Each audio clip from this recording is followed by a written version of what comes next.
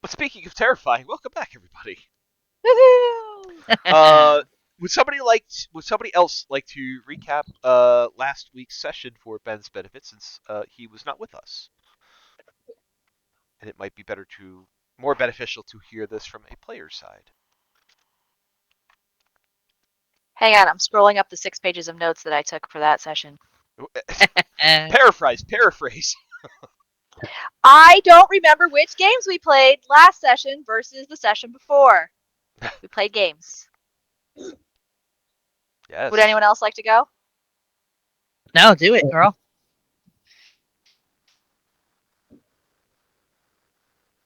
Okay, so we went to the next tent called Thimble Rig, which was that shell game that you play, where we met Craig. Craig, who seems to have a lot more personality than the other of the Cody Quad that we have met previously, who told us that he told us that they have been elsewhere before this carnival, but he says it's been long enough that he doesn't really count the days anymore. We won some golden roses. Nuala got 7 in total from all the games we played. Then we went to the arcane reader and got our fortunes told, except Nuala, who held on to hers because we're not here. Every question we asked was able to be answered with weal or woe. Jade asked if we would find what we're looking for here in the carnival and got a yes. Professor asked if there would be any long-term side effects of using the void and got weal and woe. Nariko asked if you care fortune here in the rose notes, you got weal. You're fading in and out. Oh, well, you moved that. So that's I did. why. Can you hear me now? Yes. I'll keep talking until. Nope, it's good now. Okay. Arby asked a question that we don't know, that we as players know, but we as characters don't. Asked a question, which considered a lot of binary into the crystal ball, and got wheel as his answer. Ren asked if they were wondering if it was safe, and what is their purpose here. He also received wheel and woe for that one. We then went off to play Catch the Pig, which was playing a game of catching a potentially greased up pig. There were quite a few of them in there. Professor caught his, did try to adopt it, was told he is not allowed to. Nariko made a web bomb that caught most of the pigs, and then caught 2 on her own, and received double the amount of roses that she would have got if she had just caught them, if she had only caught 1. After all of that was completed, we decided to take in the big top because there was an announcement that the next show was going to go on with the great Gerardo. We sat down to watch the show. We saw some wizards casting some spells of the fire and ice show. Then we watched Arby fight a bear and win handily with 2 nat 20s that happened on that one. And then the great Gerardo took center stage and decided to delight the crowd with some sleight of hand magic. Asking for a volunteer from the audience, Nariko went up and was transported. He said he was going to make her disappear, and disappear she did. She went into the astral plane and came back. But while she was in the astral plane, she met a little boy who said that he had lost his marble and really wanted some help finding it, but he couldn't remember what else was around, and if there was anything else important about the marble except potentially his memories. Then, for the great grand finale, Gerardo decided to pull something from his hat. And something he did pull, for it was a 5-headed dragon that Gerardo looks very panicked about. And, in the midst of pulling the dragon out of his hat, the dragon reared back, shouted, looked like it was about to attack Gerardo, in which time Nariko leapt across the bandstand, rushed over and pushed him out of the way, and now she's in line of fire. And that's where we ended. And as usual in these situations where we ended rolling initiative. So here we are with Diet Tiamat in this big top circus. Nariko jumped out of the stands, pushed Gerardo out of the way. Gerardo looking terrified. The crowd also kind of not looking so happy as Gerardo finally made his decree to the crowd that this is not part of the show. Dragon reared back and is getting ready to do some nasty stuff. We rolled initiative, and Jade is our lucky contestant to go first. Wonderful. Oh gosh. Okay. We're level 4, right? Yep. Just making sure. Uh, what do I want to have happen? Yeah. So I think Naruko rushes in and pushes Gerardo out of the way, and time stops for Jade as she sees her very special friend suddenly in the line of fire with a dragon, which was not something she had planned to happen today at their very fun day at the carnival so far.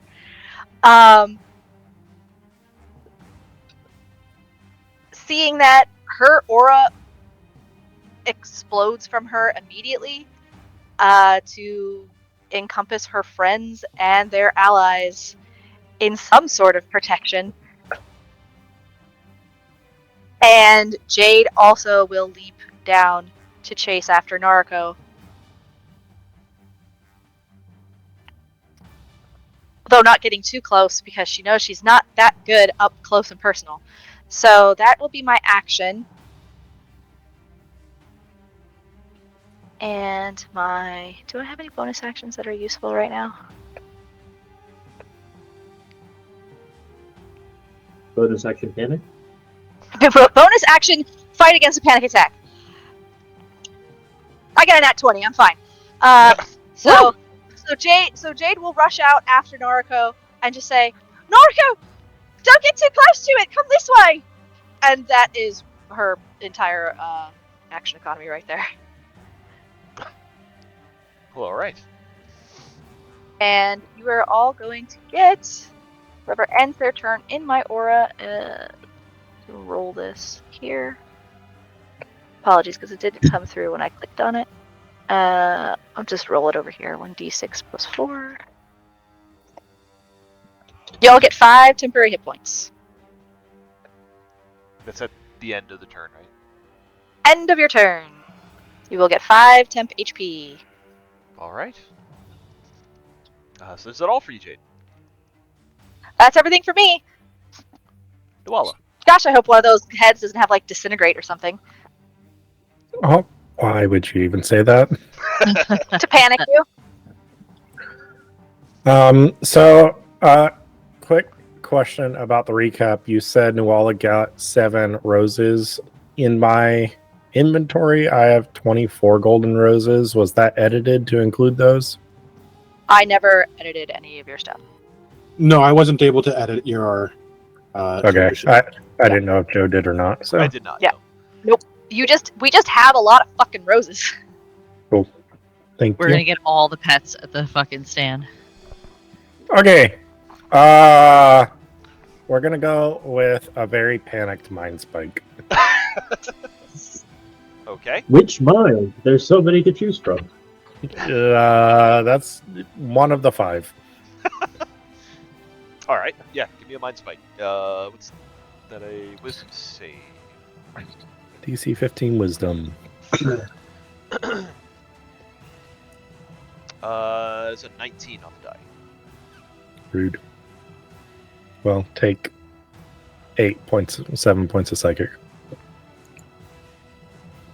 They will.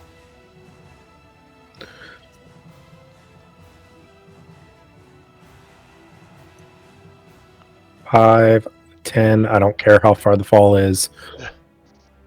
I'd 15, say there's stairs down. It's fine.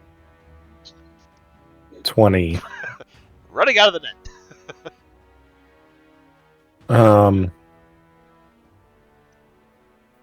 That is my turn.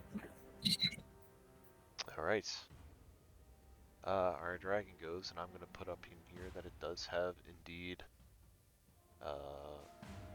5 heads. Oh no. sees it is starting to be surrounded.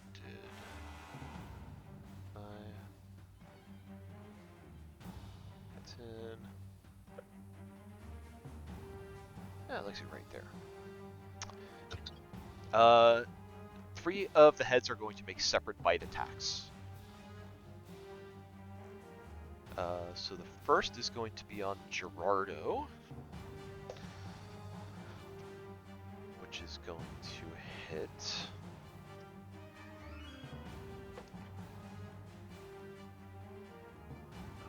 That is going to deal 9 points of damage to Gerardo.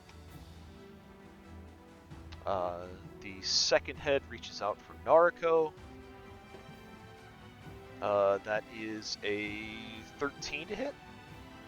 No. Missing Nariko. Third one reaches out for Jade.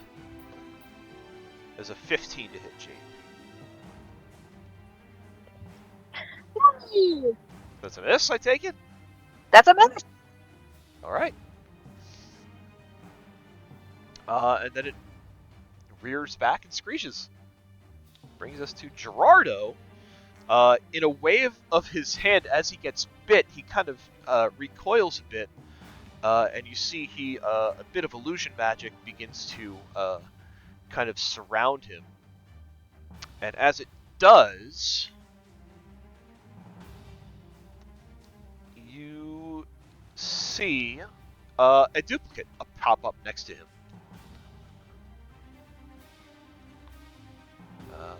Let's do a little...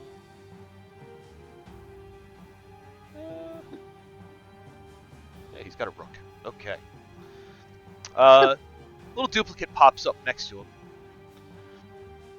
He kind of looks panicked and he looks around. He's going to take a step back from the dragon. And he says, "I'm sorry, this wasn't meant to happen. This wasn't meant to happen." And he kind of like puts his palms together and does a few short like Kamehameha blasts at this thing. The first one is, I think that's gonna hit. Yep, first one hits. The second one also hits. So he's going to be blasting the dragon. Wow. 10 plus, oh wow, for 19 points of psychic damage.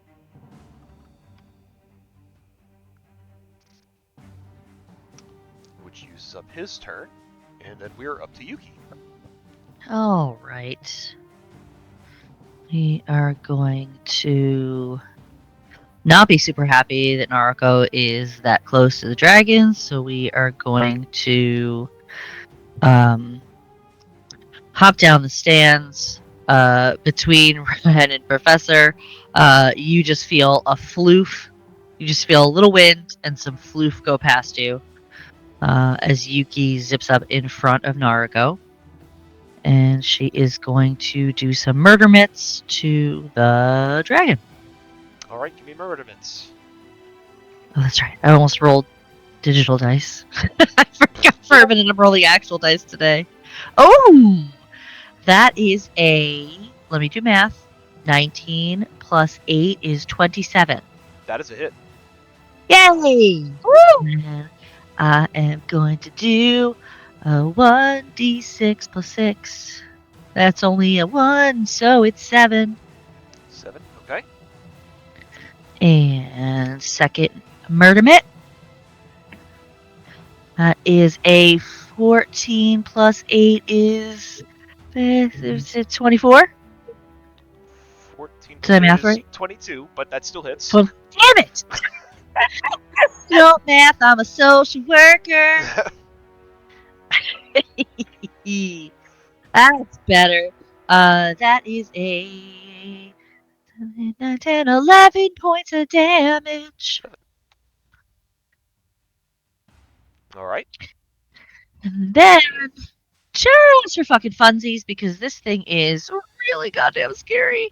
As a bonus action, Yuki will activate empower her Elder's Claw tattoo.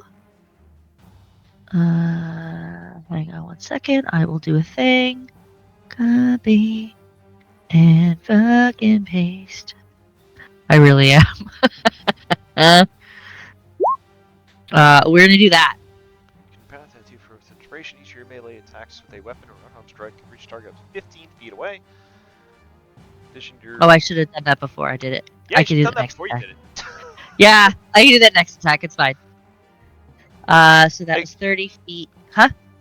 Well, except you used your bonus action for your second strike. Oh, okay. Never mind then. That'll be next attack. Yeah. So that's 30 feet. I have 20 more feet of movement. So we're gonna boot mobile over here next to Jade. Maybe try to distract the dragon so that it attacks Yuki and not Jade. And that is my turn, and I will add my 5 pep hit points. Very good. Over to Ren.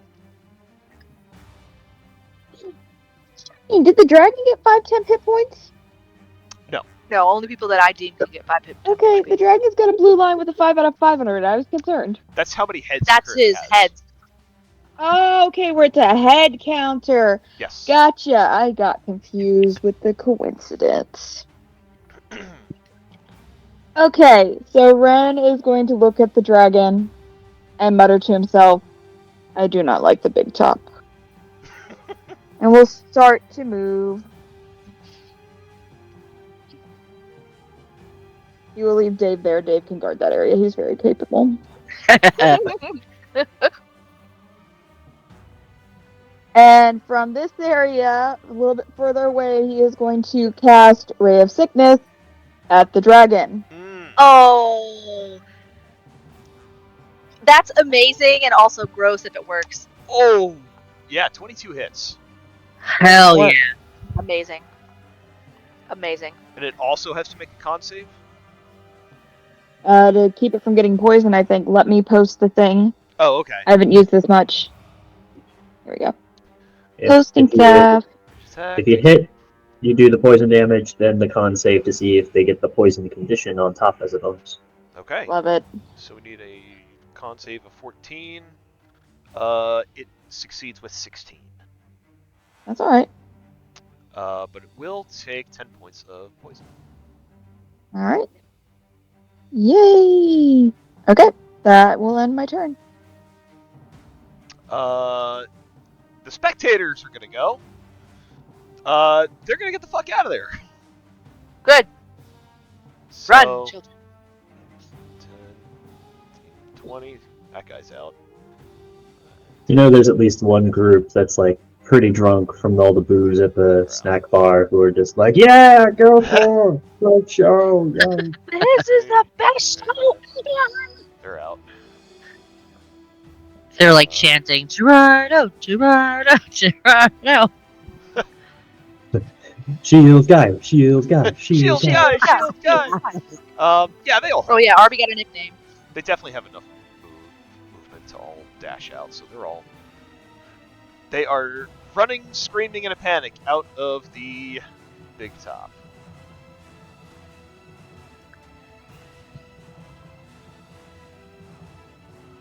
So we're just gonna go ahead and get them all out of the way. Oh good. Yeah, they definitely have. No friendly fire. Yeah, they definitely have enough movement to get out.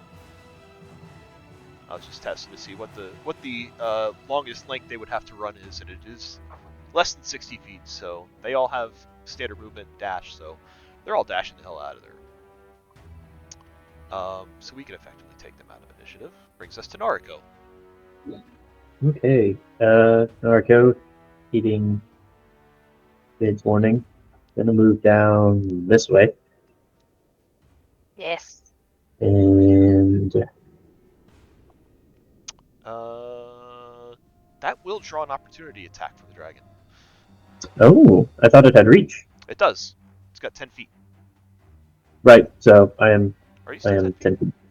Oh, you are still 10 feet. Diagonal. Diagonal. For some reason, those diagonals, they always trip me up. Yes, you no attack of opportunity. Good.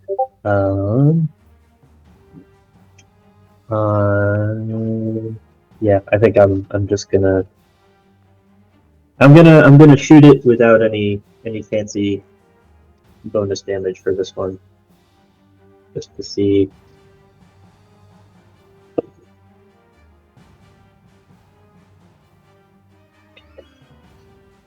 All right, so that is a 27 to hit.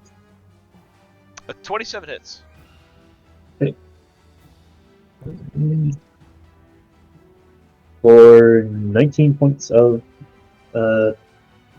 bullet damage. 19 points of bullet damage taken.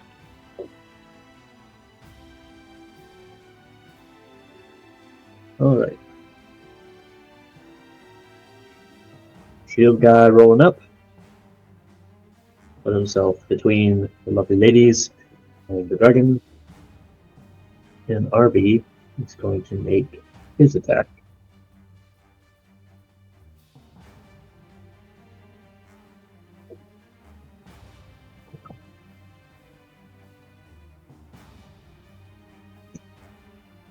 RB did a 26 to hit. That does hit.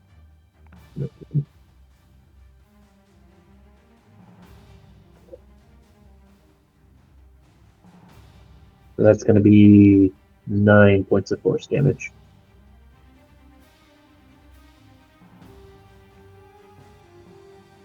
Okay.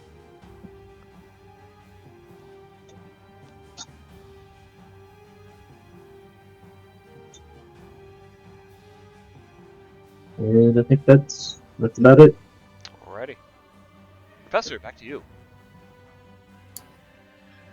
Okay. I'm going to cast Chromatic Orb at 2nd level. Throw a giant pseudo fireball at this guy. Very nice.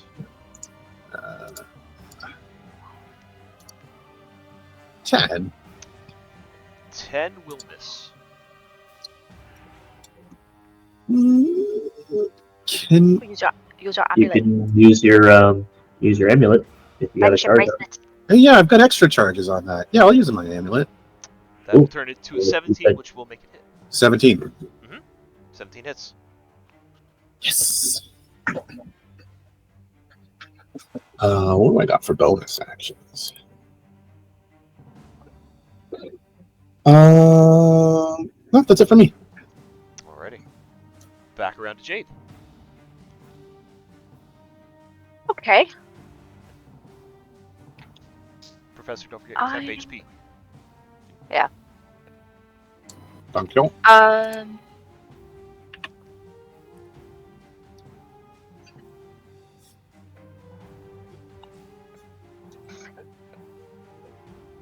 Yeah, let's try this and see how well this works. I'm going to cast a starburst onto the dragon.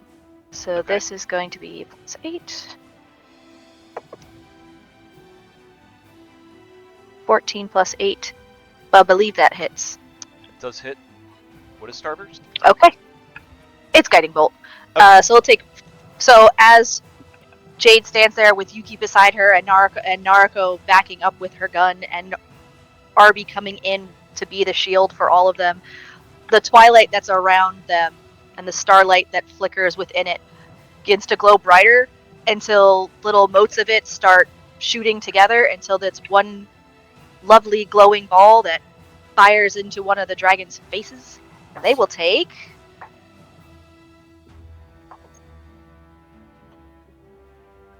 16 points of radiant damage, and the next attack made against them will have advantage. Alright. As all the starlight clings to one of the dragon heads. Alright. Anything else for you, Jade?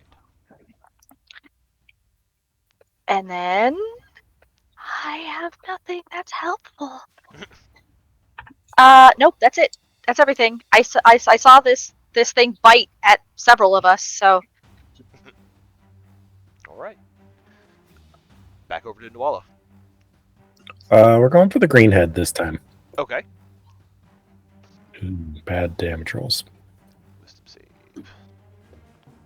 You get advantage. It's a So Oh save. wait, no, never mind. Save. That's there. Never It's a mind. save, I misread that. That is a failure on the wisdom save, though. Oh, fantastic. Take all 7, and I know exactly where you are for a while. As long as you're on the same plane of existence. Nice. Anything You else? can't hide from me, Kaiju. For an Anything else? hour. No, that's it. Dragon Boy's gonna go. Taking all these hits, all 5 heads sort of rear back and bellow out.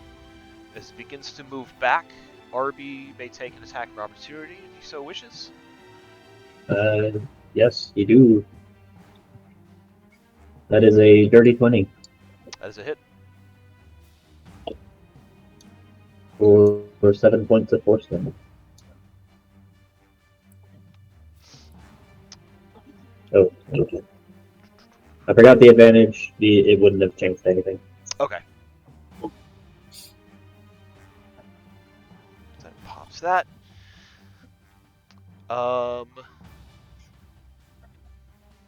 Let's do this. The blue head shrieks and lowers down.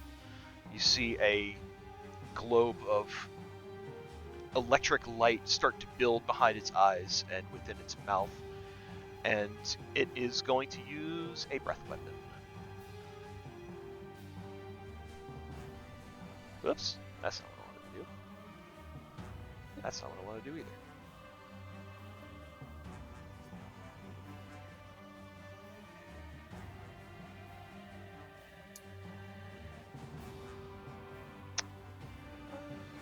Can't I?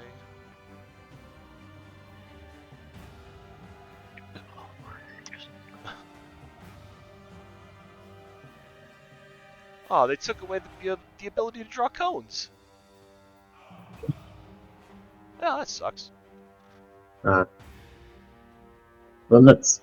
For a second there, I was like, "Ooh, lightning breath usually is a line, not a What? cone." Oh, Okay, who got the cone? How did that happen? What did I I miss? get the cone. Do you have your turn order over the measurement window? No. Because I was covered up there, but do you have it set to snap to center? I do. Oh, do I do no snapping? No, mine was snap to center. Mine is snap to center too, and I can do it. It doesn't. Do you have the new UI turned on? I thought I did. Well, anyway, if someone would be so kind as to give me a 60-foot cone, I don't know why I can't do it. That's really weird. If you go into your settings, the UI redesign is like one of the top things. Oh. I had it turned on. Well- Oh, yeah, what happened? It must have got disabled. Mine got disabled also. Oh, that's annoying. There's your 60.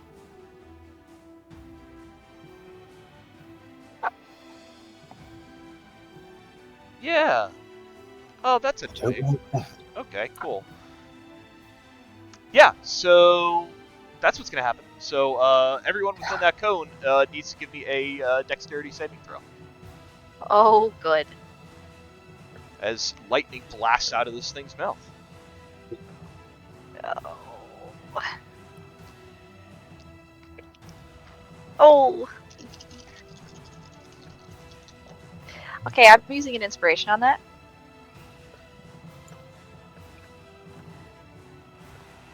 Yeah, I'm gonna use my one inspiration I have for that because that's some Oh, bullshit. it's much better. And I'm gonna go back to rolling real dice. Fuck you, digital dice.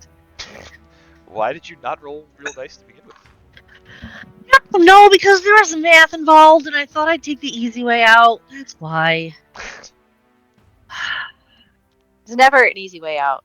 No, there's not. It's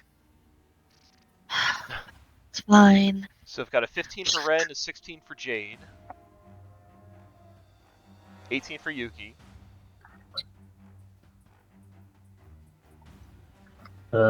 Dirty 20 for Arby. Naruto got a 5. Mm. So my gosh. she's going to use her reaction to cast Absorb Elements. Ooh, okay. Gerardo. Gerardo rolled a 5. Gerardo rolled So those of you who rolled a 15, I'm sorry, those of you who rolled less than a 15, you are going to take. Where'd it go? Oh, no. 43 points of lightning damage. Oh, Holy no. crap! A 15 or better halves that. Oh, God. So 21 if you. So it would be 21 lightning if you made that save. Gerardo takes a full 43 points to the face. God. Gerardo, just disengage. Just leave. I mean, he's trying, man.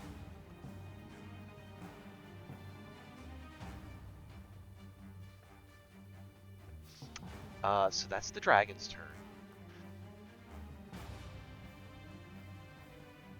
You're right there, Yuki. Yeah, I'm fine. I had my number lock off, so it just fucked me. It's fine. I fixed it. Gerardo's gonna go. He looks a little bit on the crispy side. The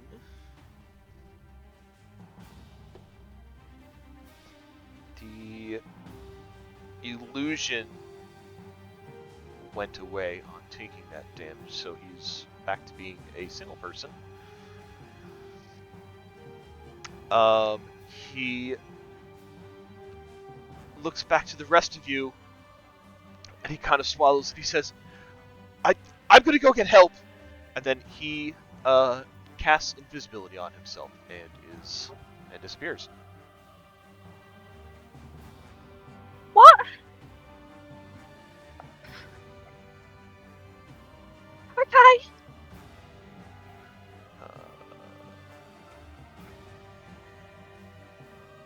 Yuki growls, so he makes this mess and we're forced to clean it up. I mean, we could always leave.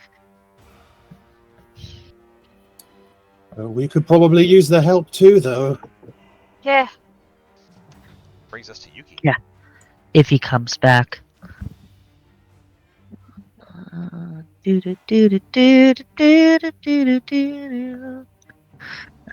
Yuki's going to go up here, and we are going to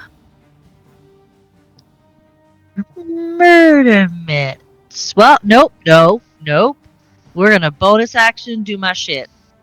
You want to do that before you move? Yeah. So that way you only get 15 feet away? No, because I still want a murder mitts one. I think with that. Remember that when you activate your tattoo, you get reach of like 15 feet, so you don't have to be adjacent to the enemy to make your attacks against them. Even for Because remember, it's your it sort of expands over, and you get like a little robot claw, and you basically get to like robot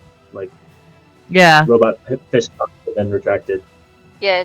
It's really only useful if you don't want to get close to it. So Well, if you you also don't get the want to extra get damage. close The to it. extra damage is nice. Yeah, the extra damage is what I'm looking for. So your bonus action would Yeah. be to pop it now, and you can attack it from there. Yeah. So you could 15 feet Not away. from there. You don't want to move. You Yeah, I gotta go up one. You don't want to One more move one step. square up. Boop. Yep. Now you're in attack range. Okay. So we're gonna pop that bitch, floof up, and I get one murder mitts with extra damage. Yes. Correct. Okay. But that lasts for a minute, so all future turns you'll be able to do your full Right. multi-attack thing. Yeah. Got it. Sorry, guys. This is like the first time you've used it, so Yeah, we're- yeah. Yeah, don't Fair. apologize. All right, so that is a 14 plus 8. That hits. Yay! All right, so now that does an extra 1d6. So you're gonna roll your regular damage die, add a d6, and add your regular modifier. Oh, got it. Yeah. All right, so that's max damage at a 6.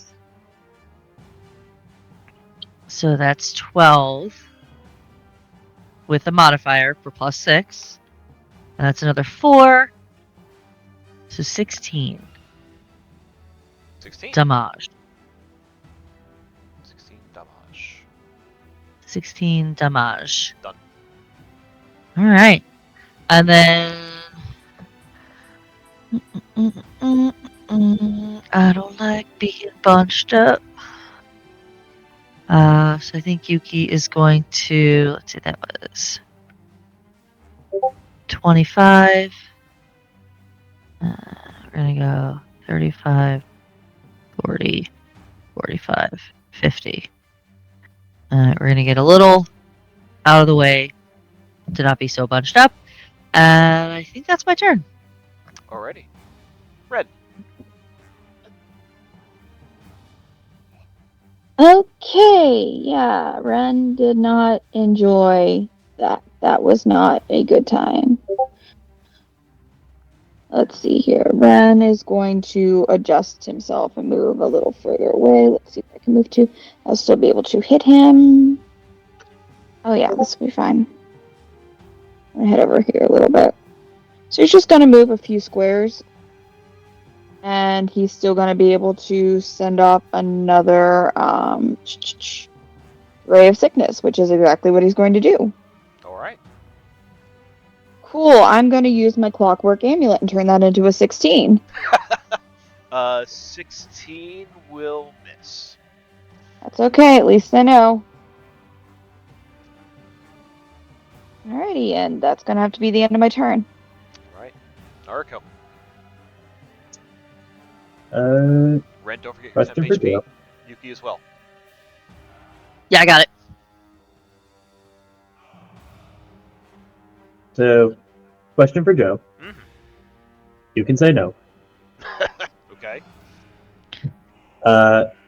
So absorb elements, very useful. You can cast as a reaction. Gives you resistance against the triggering damage type if it's one of the usual suspects: acid, cold, fire, lightning, etc. Sure.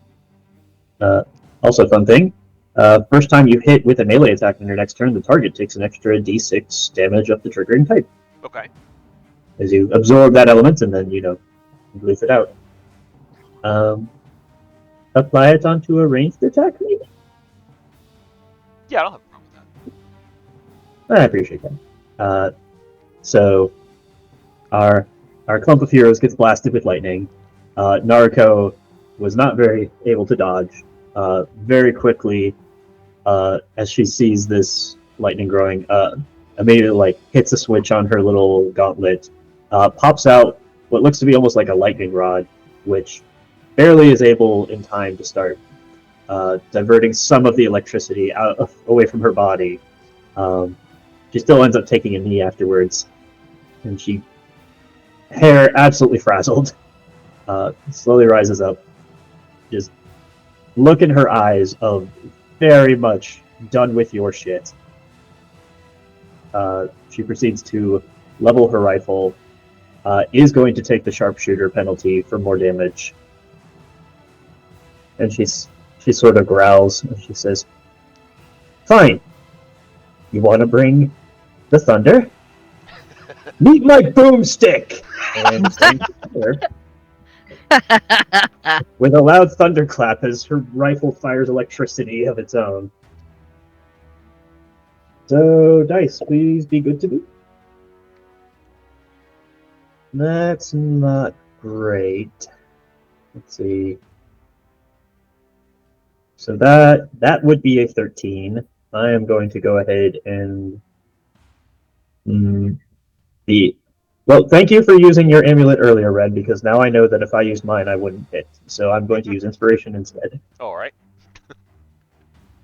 I helped. That is better. That is going to be a total of 23. That hits. Awesome. So, rifle damage, d6 of lightning damage. These are. That's good? Yes, good. Okay.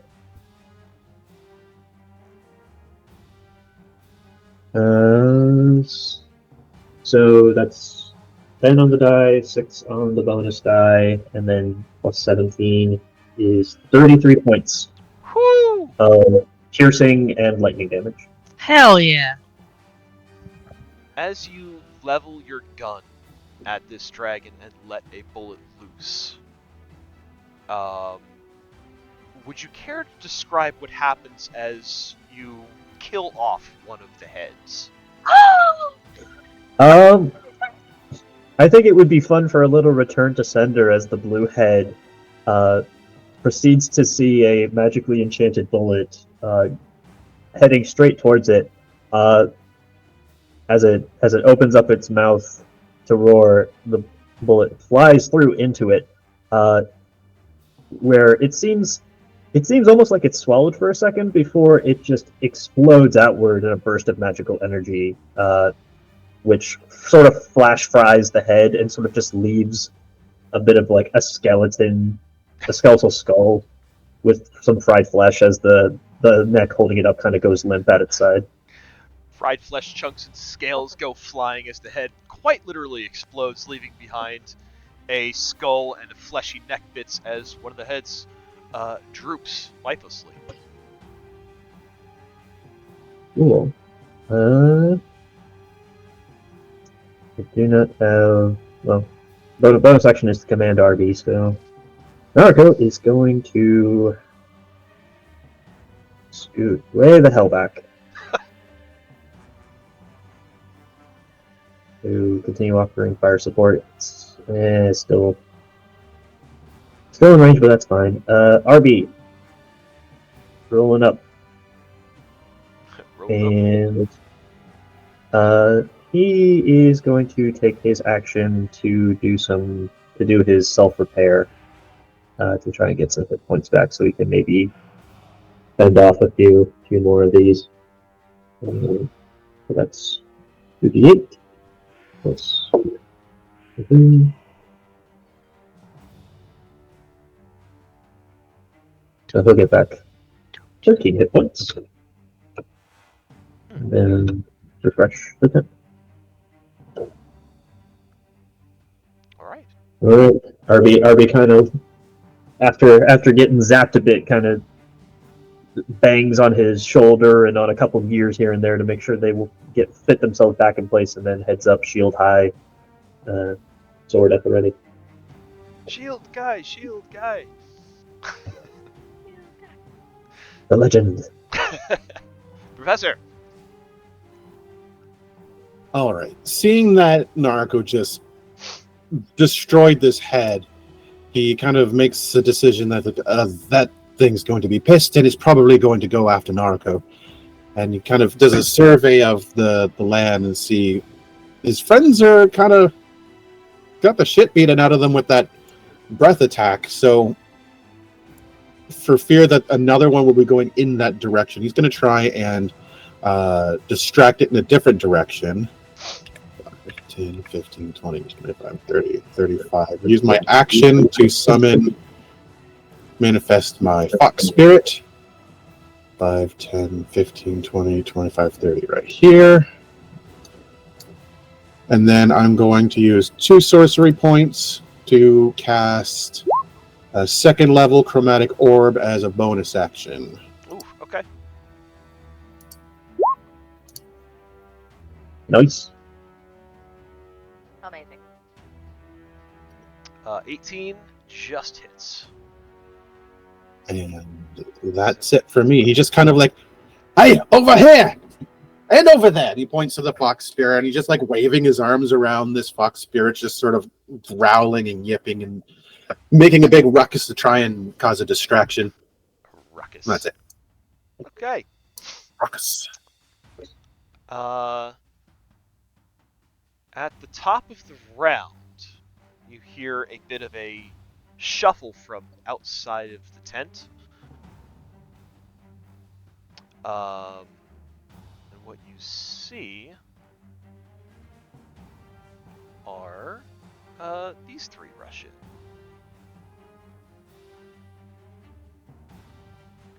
They kind of look around and they take stock of the situation. Marilla, kind of looking at you all as a group, calls out and she says, "Where did Gerardo go?" He ran to get help. He said, "His tricks have gone bad again. This is the worst yet." You mean you're not the help? If he ran, then he likely ran to get us. And they're going to enter initiative. Yay!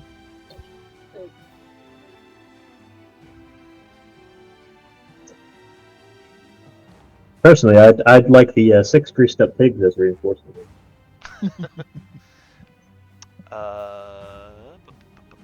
This one. Shoot that. That's 4. And then these guys get +2.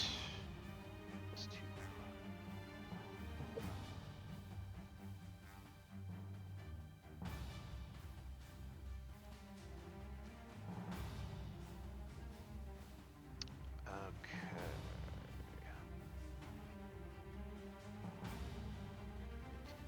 Okay, so here, up here, and up here. All right, that brings us to Jade. okay. So Jade is gonna say, if you come into the darkness bit, it'll help you, I think, maybe. And then she's going to step back as well, so she's not in so much of a line anymore. Maybe?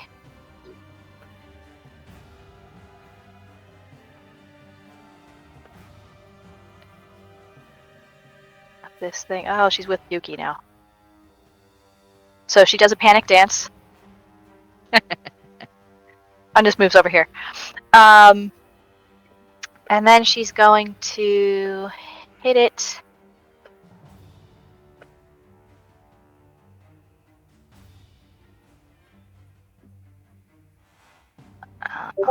With. Can I reach from there? We're gonna throw another starburst at it. Okay.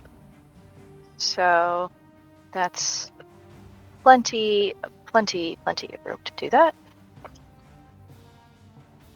Oh, that's not gonna hit though, I don't think. Only a 13. 13 hits. Bless you. Okay, I will use my clockwork amulet. Okay. So it's an 18. 18 will hit. 18 will hit. Okay, so take 4d6.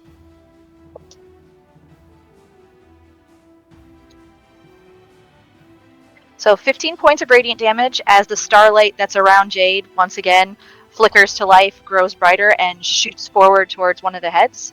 And the next attack roll against it will have advantage. All right. Anything else for you, Jade?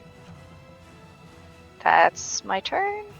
And I'm getting back my temp HP. To Nuala. We're going to use Mind Spike, but I'm using actual physical dice. Another wisdom save. Yes, DC 15. This one makes a 15 on the dot. Okay, I rolled I see this 17 over. damage. Oh, fantastic. It was I got the exact same roll. Duh. So halved is 8 psychic. Okay. And that's my turn. Professor, who are you giving advantage to with your silvery barbs? Oh, who indeed? I think I'll be giving it to. Having no idea what these goblins do, I'm going to give it to Yuki. All right, They were also kind of mean. that's fair. Dragon Boy. Hey, over here! You've got too many heads. It probably stops you from making meaningful relationships. It grins a very toothy grin at you and begins to come your way. The Fox Spirit and Shield Guy, they can go ahead and make some opportunity attacks if you like. Oh, was that a smile? I didn't realize it was actually that intelligent. I'm almost sorry. Give your I'm Fox probably Spirit. going to be a lot more. Give your Fox Spirit advantage. Oh, yes. Okay. That's not. It's radiant. Oh damage. no! But if you can. 16 will miss. All right. Dirty 20 from RB for 7 personally. That will hit.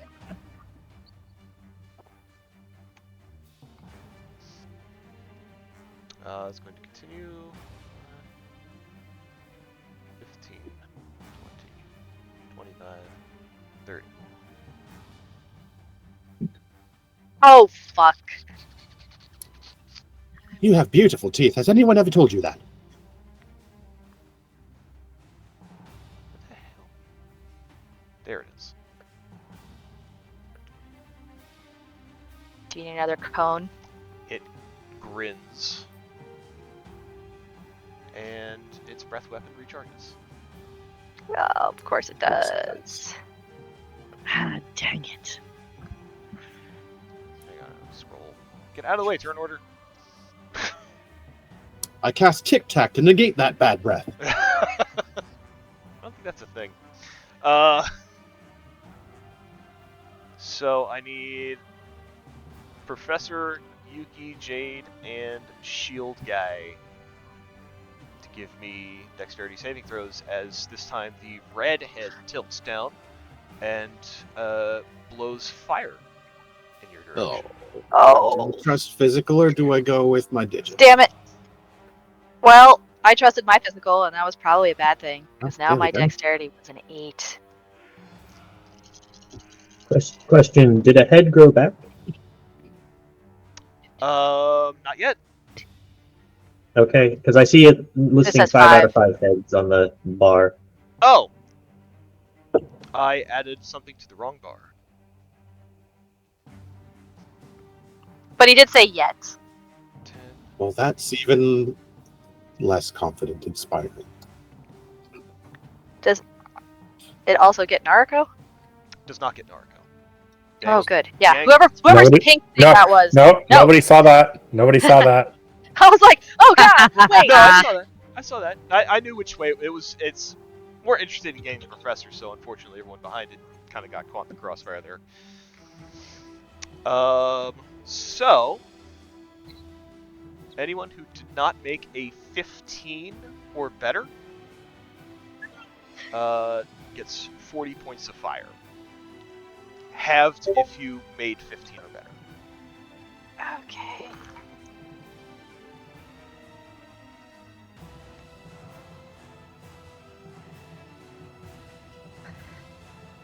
Jade goes down, and so does her aura.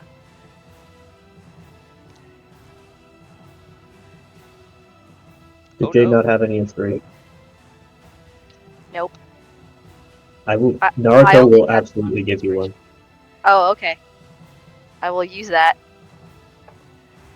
Oh, that's much better. That's an 18. So I'll only take 20. We'll take 20. I want to say that in that moment where the fire was rushing towards and Naruto sees Jade about to get smoked, she calls out to her. The little painted butterfly on her cheek flies off and floats across the circus ground and kind of lands on Jade just as the fire comes around, and somehow she's not quite as hurt afterwards as she would have been. Oh, I'm so glad we're special friends. Anyway, I'm out of inspiration now, so please don't die. That is all for the dragon. At the end of the dragon's turn, where Nargo had blown open the blue dragon's head, 2 more pop out.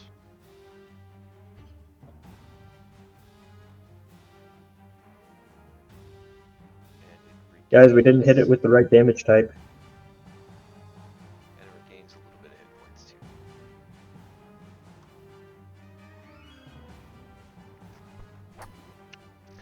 What is the right damage type?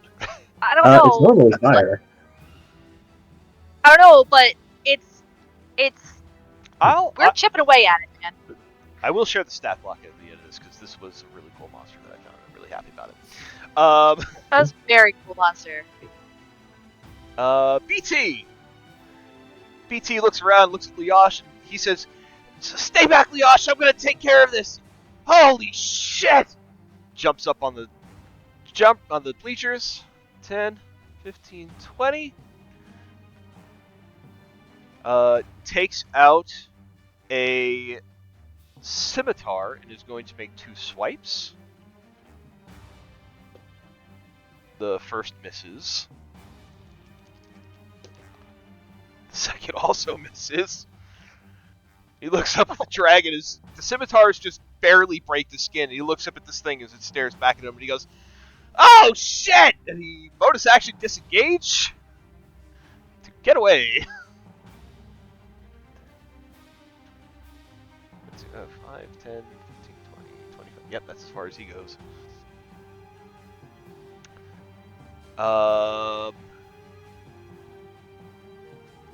In a frantic rush at the end of his turn, Gerardo pops back in. And he says, "I saw everybody rushing to help. More on the way, more on the way."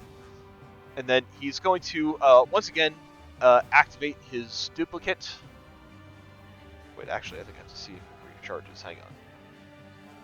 I do have to see if it recharges. Oh, it does recharge, so he activates it.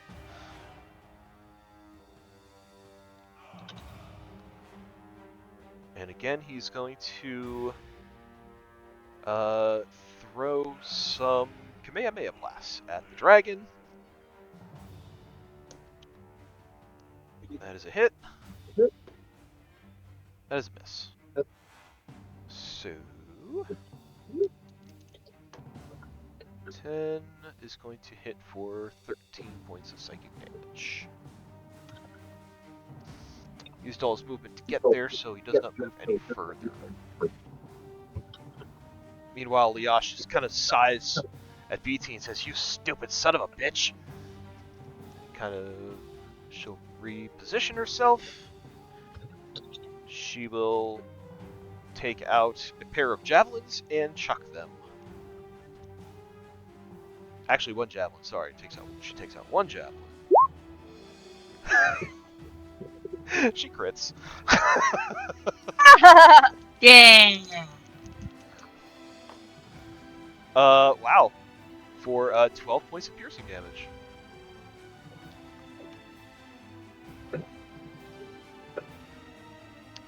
Marilla kind of looks around. She's going to say, "Whatever you do, don't bunch up." And then she's going to... Oh, yeah. 5, 10, 15, 20, 25, 30. She's going to take aim with her longbow. And she's going to let go 2 arrows. First is a hit. The second is also a hit.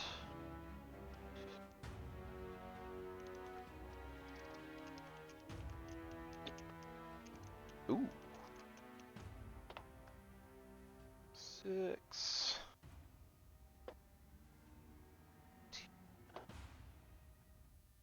for a total of 16 points of piercing.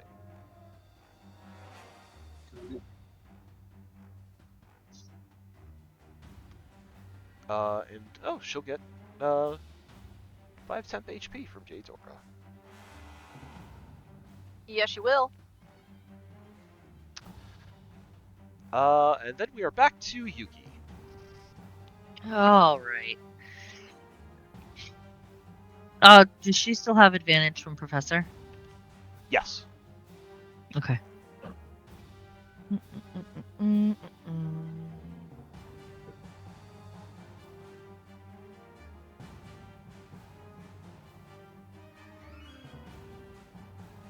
I'm trying to debate whether I play it safe or fucking all in. Okay, here.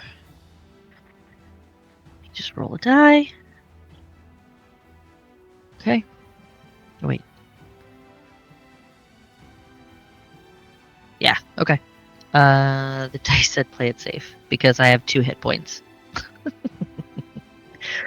So Yuki is going to... She's gonna move, though. She's gonna get...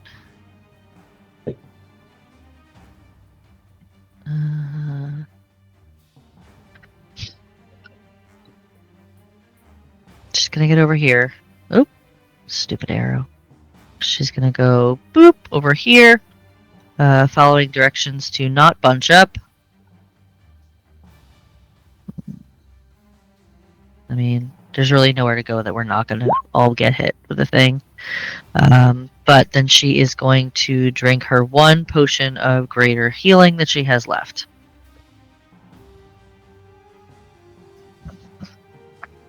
Okay. That's 4, 5, 6, 7, 8, 9, 10. Whew, 14 points of healing back. Nice. Yeah.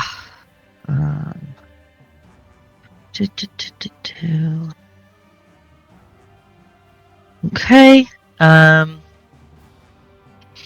Was my action. I don't think I have any bonus actions I can do.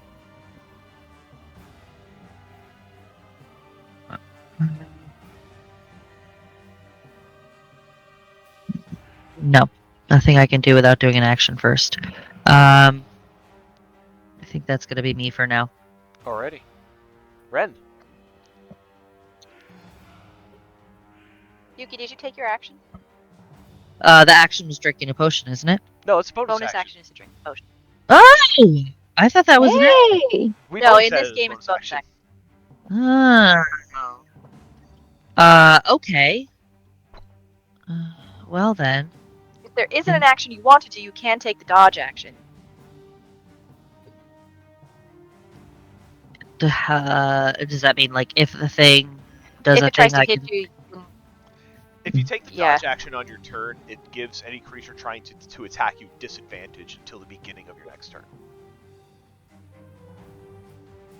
Does that count for breath weapons? No. because It will give No, you advantage on dex saving throws. Oh, there you go. Yeah. and it's a dex saving throw every time the breath weapon hits us, so you'd have Yeah. advantage on that. Yeah, alright, I'll do that. Yeah. I'll take the judge action then. She'll be dodgy. That's it.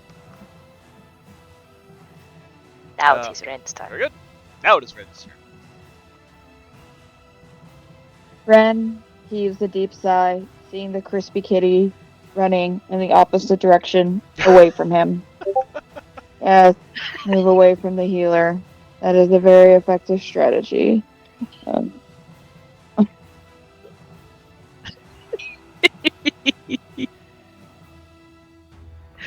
Yuki has big ears and she heard you. Good. She said not to bunch up.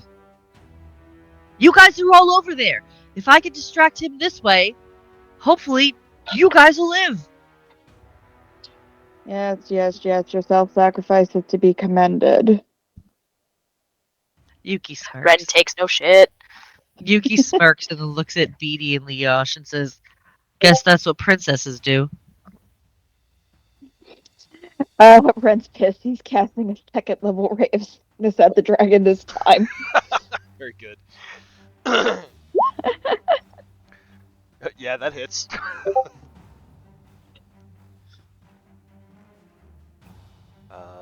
Con save is a success, Ah, fuck you. but will take 15 points of poison damage.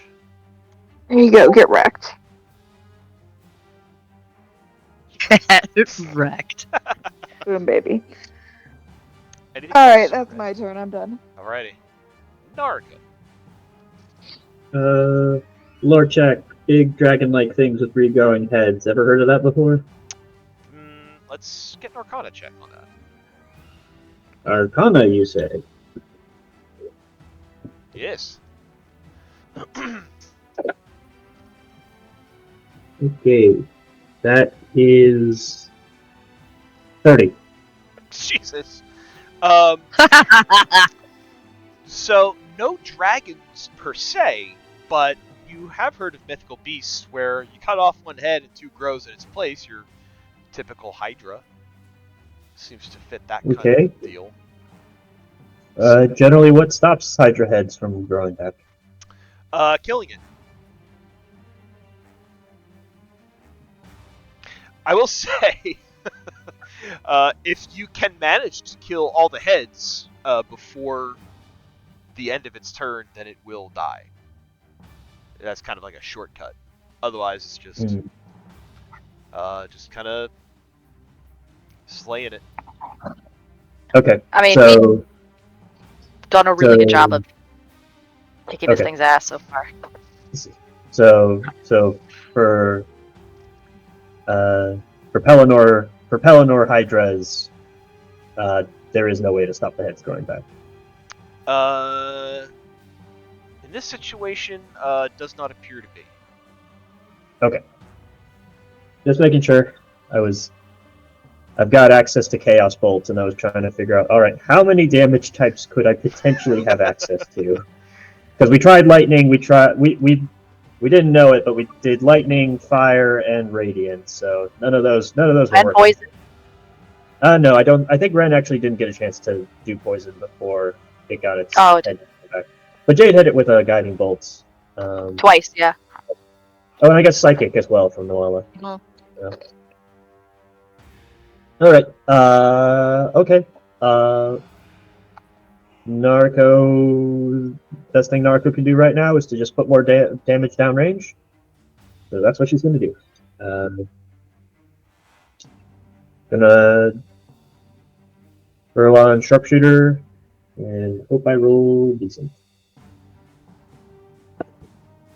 That is decent. That is an 18. 18 is a hit. For 25 points of damage. 25.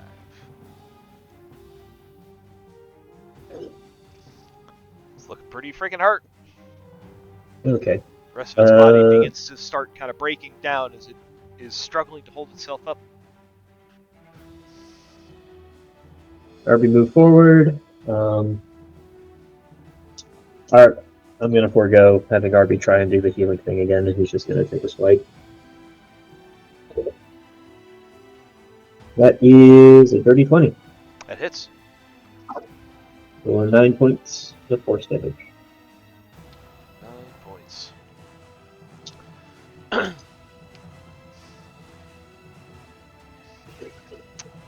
As Arby's sword comes down, it cleaves through another one of the heads.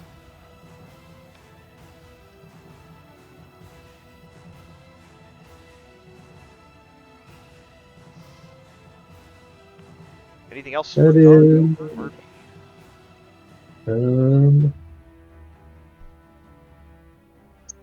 No, I think that is it. Besides, maybe have Narco back up just a little bit more, because again, those breath weapons have a lot of range. And that'll do. Alrighty. Professor. Yeah, it's time to nope the fuck out of there. Disengage. 20, 25, 30, 35, and bonus action to have my Fox Spirit attack with Spirit Rend. It's not going to hit. 10 will miss. Okay. That's it. At the top of the round, a couple more people are going to show up. The circus is helping.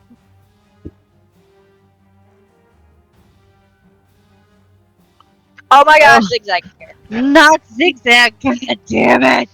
I mean, hey, he hates this job and he still came to help. Ugh.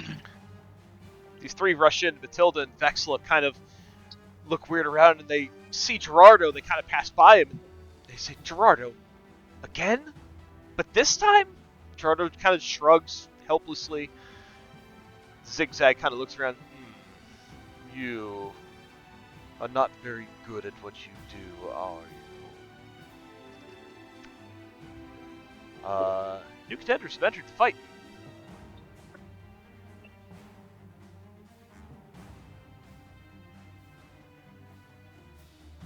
Let's give them some initiatives.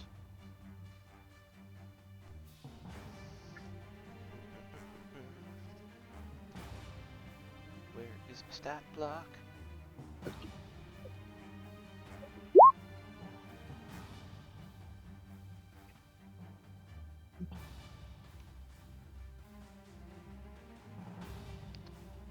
And then, oh, I already had that one.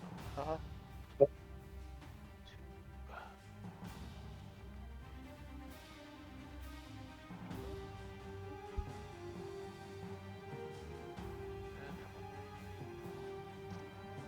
Okay.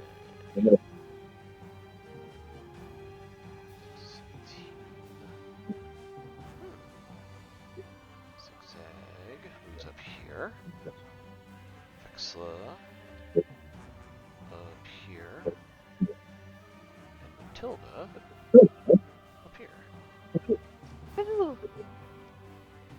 Yay, NPCs who maybe have healing. We start with Jade.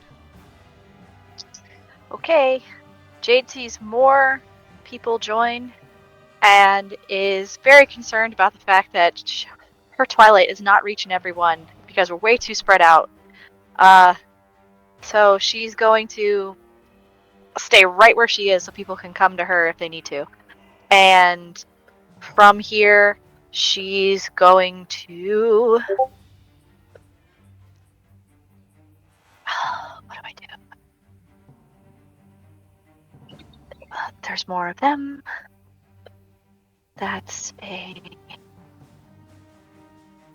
saving throw. I don't want to do that.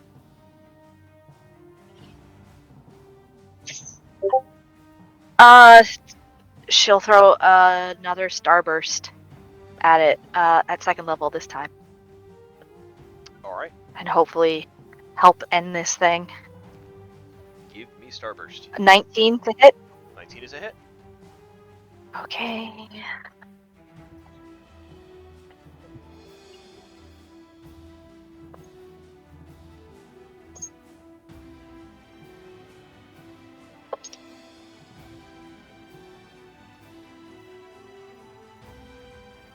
That's 19 points of radiant damage, and the person after me who makes the next melee attack has the next attack roll has advantage. Cool. Ah, God, so close. Anything else for you, Jade? I don't have infection that are helpful.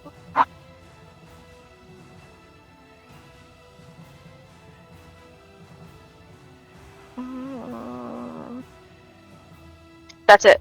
Yeah, that's it. Alright. Vexla takes out her loot and begins to stride out. She starts to sing towards the dragon. She starts singing out that looking at you is the best excuse to drink that I've ever seen in an attempt to taunt it. And it needs to make a charisma saving throw.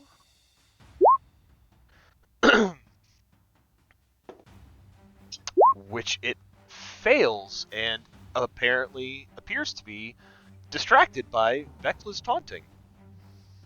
Ooh! Get him, girl. Get him. The effect being that we'll have disadvantage on ability checks, attack rolls, and saving throws until the start of Vexla's next turn. That brings us to Nuala.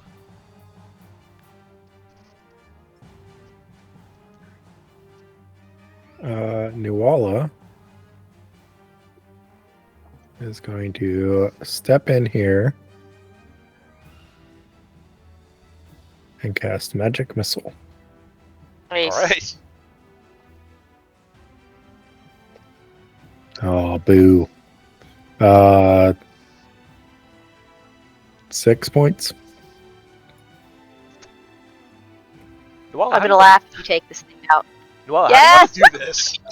Heck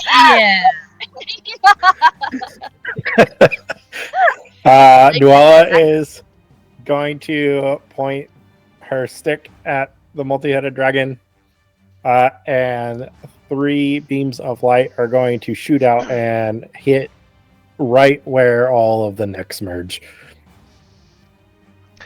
As these magic missiles spring forth from Nuala's hand, they all converge kind of on a central point of where the heads come together on the body, and this dragon, its body being in such a beat up, bloody state, already weakened. The magic missiles cut through the flesh, they cut through the bone, and you see at once all 5 heads kind of start tilting and fall off the dragon and fall to the ground on one side, while the body flops over, lifeless, to the other.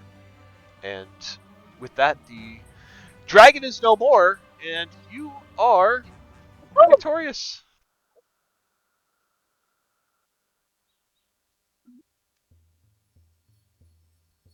I think Jade immediately rushes over to hug Nuala.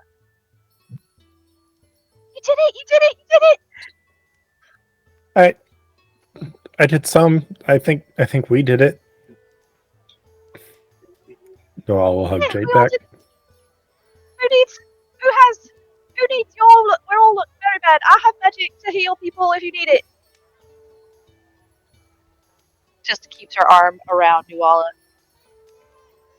Oh, Jade, hello. Things are doing great.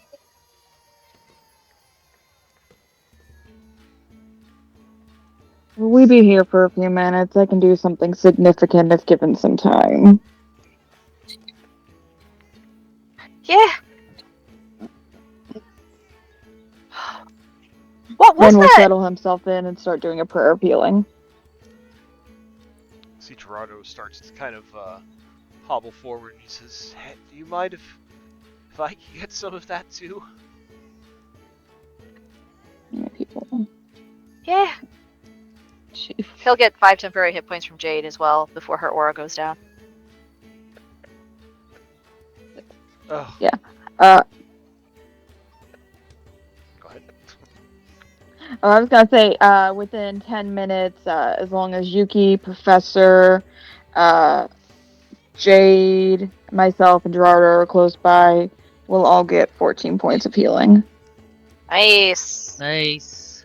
Nice. Noise. Narco. Needed!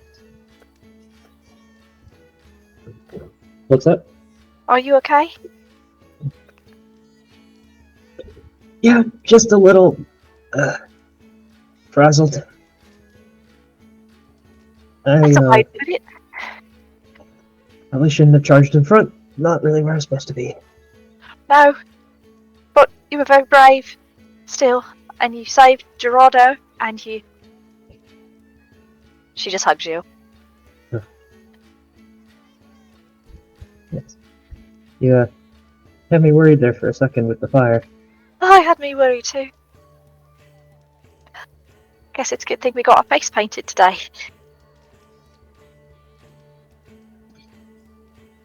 She looks confused for a second. It's like, did that help? Oh, you didn't say it?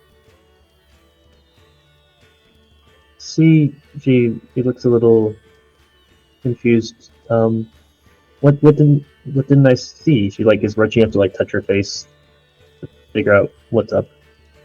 Is the butterfly still on Narco's face? No. Jade leans back and she'll just lay her hand over Narco's cheek, and she says, "Your butterfly. You sent it to help me."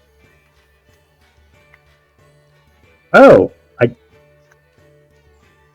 I don't know how that happened, but good. Spontaneous magic sometimes is spontaneous. Right. Speaking of, slowly turning head towards Gerardo. Yeah. He, as you look towards him, you see he's kind of like in the middle of getting like dressed down by his fellow Carnival hands. They're all, they don't look too pleased with him, and he kind of, you see he's frantically kind of holding his hands up, just kind of repeating, I don't know what happened. This is the first time that happened like that. I don't get it. I heard that they said your spells went wrong again. There's been a bit of that going around. I'm sorry to say. I tried going for the safer things for this show, but well, you saw how that turned out. Gerardo, what manner of magic user are you? I'm an illusionist. And your illusions are these wizard spells that you were taught, that you keep in a book? Is this an innate talent? I keep them in my spell book. I memorize the ones that I need for the stage. When I go out on stage. You said you went to the astral plane? Narco just sort of nods. Yes, which led me to believe that your no simple invisibility spell was in fact some manner of plane shifting. But no, she lets that hang in the hair for him to respond, and just shakes his head. He shakes his head. He says, "That actually wasn't supposed to be an illusion. That's what I'm actually kind of particularly proud of. I'm supposed to just take you to a harmless extra-dimensional space, but there was supposed to be just a nice little chair for you to sit in for the few minutes before I brought you back." Oh, modified rope trick then. Something like that, yeah. Okay. Gerardo, would I be able to take a look at your spellbook? Sure. He will Thank you. produce it. Cool. Narco takes out her monocle. I'm casting Identify on this fucker. The spellbook seems like a typical spellbook. Let me see how many of these are actually on your spell. Let's see if you can read them. I'll just give them to you.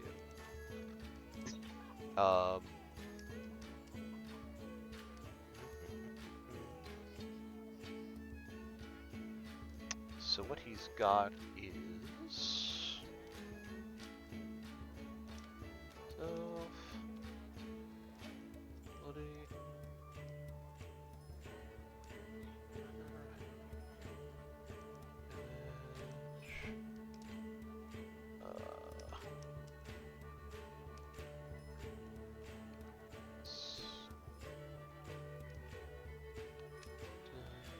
those are the spells that he has in his book.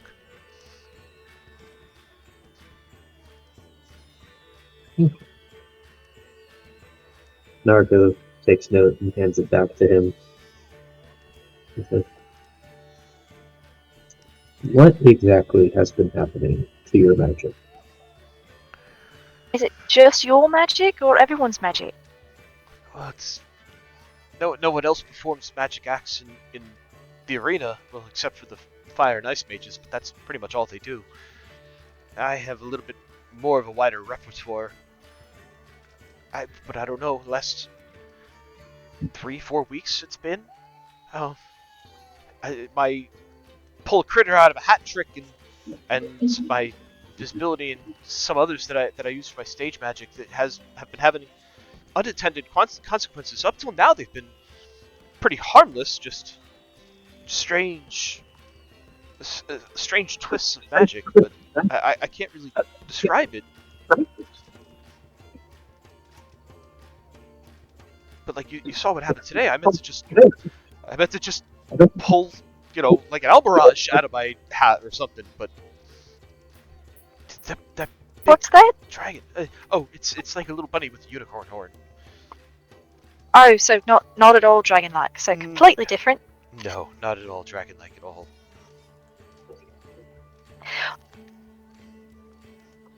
But you're not the only one who performs in here. Well, you saw the other wizards. You saw the other wizards in here, and their magic hasn't been as affected. Maybe it's because they're not trying to use extra dimensional spaces and stuff like that. They mostly are conjuration.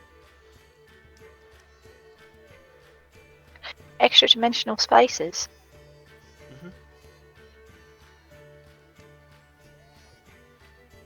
Jane's gonna pop her detect magic. Now that all of these people are here in one spot, and Gerardo as well, am I getting any hint of void magic off of him? Give me a moment. You detect that Zigzag is actually a fiend. No, we'd have gotten along a lot better. So you're using detect magic, you said, right? Yeah. So I tell you what, give me an Arcana check, Jade. Okay.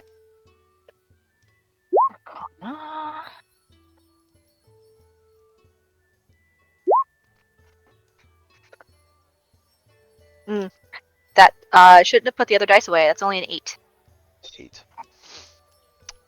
You are not picking up void magic. You are getting the abjuration that kind of surrounds the entire carnival, that kind of keeps the noise from traveling too far outside of its bounds. But you're not getting any void, although you do feel that there's a trace of something that appears to be affecting each of the carnival members, although it's nothing otherworldly or anything like that, but it's just a trace that is kind of hard to pick up. Off. Noriko, Professor. I feel something. It's not like the void. I'm not sure what it is, but it's on all of them. Narco's definitely getting her detect magic on then. Nuala, can you see if you can sense anything either? Yeah. It's like a little bit of something, and I just can't quite pick it up. Would a creature that's been conjured from somewhere else have this type of trace magic attached to them? If you have detect magic up, you can make an Arcana check and see if you can determine what kind of magic it is. I do. Alright, Nerd Squad. Nerd Squad, act! Weird magic? It's like 4 different pairs of magic, detect magic go up immediately. Jade just gets uncomfortably close to a couple of them, and she's like staring, like, what is that? It's like standing too close to a bunch of magnets. So that Arcana check is another 30 from Naruto. Damn. It's because this time I get to add guidance and my racial D4, and my intelligence is still boosted by 2 from the tattoo. So, yeah, on a 30, the trace of magic that you're picking up, it is hard to tell that it's there, but there is just a wisp of it. You're getting charm magic. I'm sorry, repeat that? You're getting, I'm sorry, not charm, enchantment magic.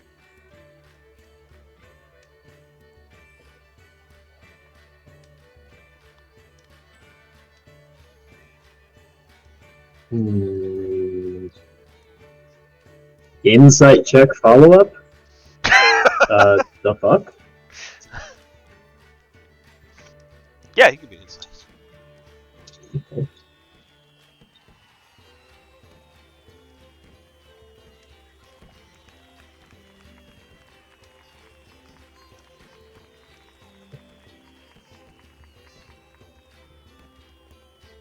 Okay. That is a 19. As what? The what? A 19. 19. Good. The enchantment magic, the effect of it appears to be some kind of charm. Hmm.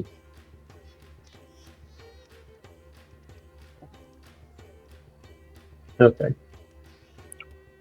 And the fact that it's a trace indicates that it was present but has since dissipated? Or it could Or could still be it's... present in some minute amount. Gotcha. Or lasting, lingering effect, something like that.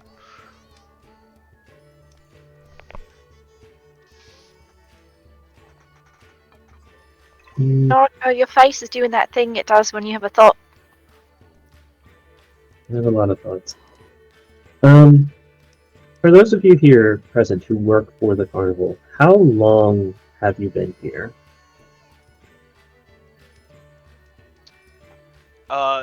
They kind of all go to answer, and they're like, "It's been a while." BT and Lyosh kind of look at each other. They just shrug, and they're like, "When did we get here?" Lyosh is like, I don't remember." Wait, none of you know when you got here? As they'll kind of look around at each other, the realization starts to kind of hit them one by one. And Gerardo looks at you, Jade. He says, "I can't remember a time where I wasn't here." But you're only the latest of the headlining acts. You're sort of advertised as the new thing to see, so clearly can't have been that long. Mathilda, wasn't it you that said that Gerardo was new? Tilda said, yeah, he's the newest one to join us." Well, how long ago did he get here? She looks at Gerardo. She says, And Gerardo kind of looks back and shrugs. And Matilda looks at you and she says, I don't know, but I know that we were all here when Gerardo showed up." She says, looking at the rest of the crew. So you all remember that Gerardo showed up, but you don't remember a time who was here before him? Gerardo kind of rubs his chin and he says, I think there's something wrong here. Who is it that runs this carnival? Like, who makes the decision of what town you guys go to next, and who gets hired? The carnival's permanent here. Yes. Carnival's been here for 20 years. Yes. I thought they moved. No. No, this is No, didn't they say they came from somewhere else? The Craigs said that they had been to places before the carnival, but couldn't remember anything before. Like the Codys said they traveled before they came to the carnival, but when we asked them about it, they said they just knew that they had traveled. They didn't expand on it. Oh, I guess I thought that they had said they were with the carnival when they traveled. Sorry. No, the carnival's been here for 20 years. And everybody we've talked to so far has said that now they don't remember a time when they weren't at the carnival. Yeah, that I knew. Yeah. I thought that the Codys were Yeah. at the carnival before these guys, and they had gone around with the carnival. Sorry, I misunderstood. No, what you're the Codys You're said. good. You're good.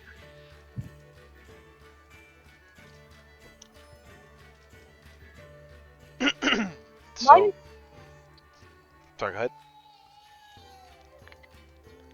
Maybe we need to ask the people who aren't part of the carnival what they remember. Because if Gerardo's new, but you can't remember who was here beforehand, and you all have some sort of weird magic on you, maybe we need to ask people in the town if they know anything. Where are the strange things that are alive but not alive?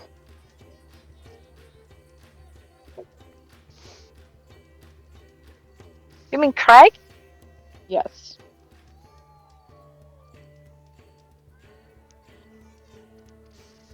Zigzag kind of replies.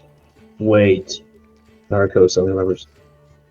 Well, because I swear I heard this. Correct me if I'm wrong. Wasn't there a Hall of Mirrors at this carnival that's been closed? Gerardo kind of blinks and he says, "Yeah, there was a Hall of Mirrors." And see the rest of them kind of look at him. They're like, "What?"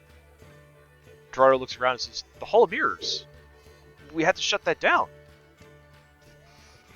Why? He turns to you, Jade, and he says, "Well, it was a fun mirror maze that when you go through it, there are some. It's supposed to be some fun puzzles to solve, and it brings you the mirrors bring you into different rooms, and once you make it to the end, there's a tea party waiting for you at the end. But the mirrors started getting a little unpredictable with where they would send you. I mean, you're still within the maze, but some of the rooms, they didn't become so harmless. So we had to shut it down to keep people from hurting themselves in it." Zigzag looks at Gerardo and says, "I don't remember any of this." Gerardo's like, Did that start happening at the same time your magic started going strange? Gerardo makes a check to see if he remembers. Rubs his chin and he says, "Now that you mention it, it's about a week or so before that, yeah." Extra dimensional spaces going awry. If the mirrors were leading to other rooms and sending them through dimensional spaces like your magic does, maybe there's something in the mirrors? Is that what you're thinking, Marika? Well, That's exactly what I'm thinking. Well, the mirrors don't send you to extra dimensional spaces. They just send you to different rooms within the maze. But it uses a similar kind of magic to do that. So it's not an extra dimensional space, but it does move you between spaces? Yes. I think that's where whatever is the source of this distortion, that's probably where we need to look for it. That doesn't really explain the magic that's on them, though. Unless it's... Do you think whatever's distorting things is trying to keep them from going to investigate it further? What better way to keep itself hidden than to muddle with the memories of those who are supposed to be surrounding it, potentially without their knowledge serving it, whatever it's trying to accomplish. That's only slightly terrifying.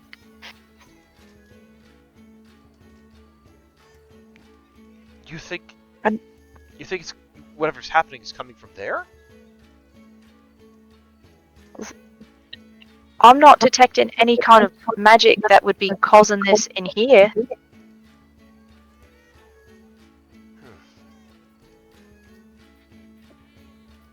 And that's the only place we haven't been on the carnival grounds, isn't it? You're right. Well, we've kept it hidden away to make sure that nobody can find it without knowing where it is. He looks at the rest of the crew. He says, "You all helped me hide it. How do you not remember where this place is?" Zigzag kind of looks back at Gerardo and says, "I think you're losing your mind." Maybe the better question is, why do you remember and no one else does? I don't know. Well, I mean, did you cast the spell that hit it? No, there was no spell to hide it. We hid it. We hid it in the brush. You're breaking. You're Sorry. breaking up. I didn't cast any spell to hide it. We just let the shrubbery and stuff grow around it. We let the forest reclaim it. Oh.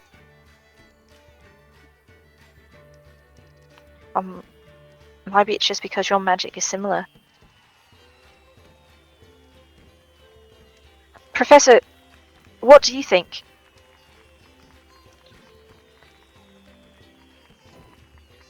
I think we should see this Hall of Mirrors. Right now? No time like the present.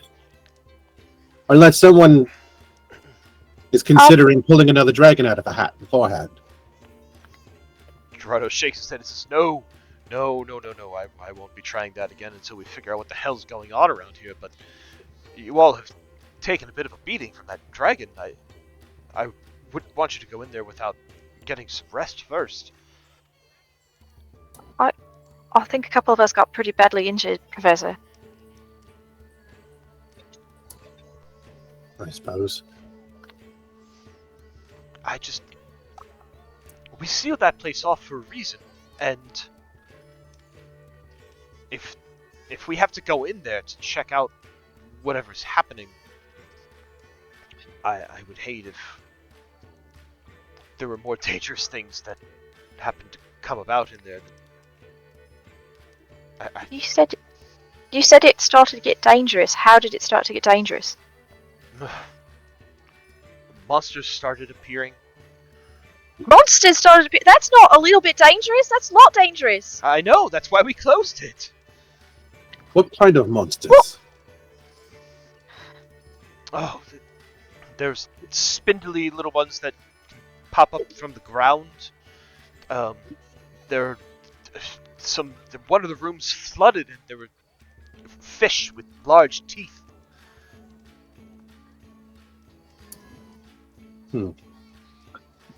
Not common inhabitants of a flooded area. No, and other weird, shadowy-looking beings. I couldn't even describe it. Right.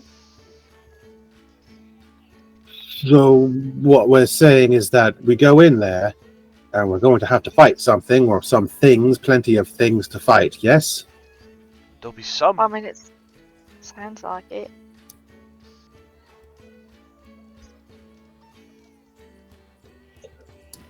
Alright. So, hour snack break at the concession stand. I will need longer if I'm going to be able to do, to keep my aura up around you all.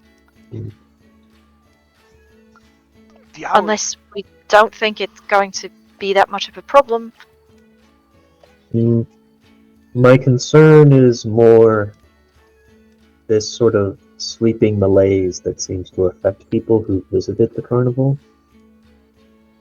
I don't know if we run the risk of having that affect us, depending on how long we rest for.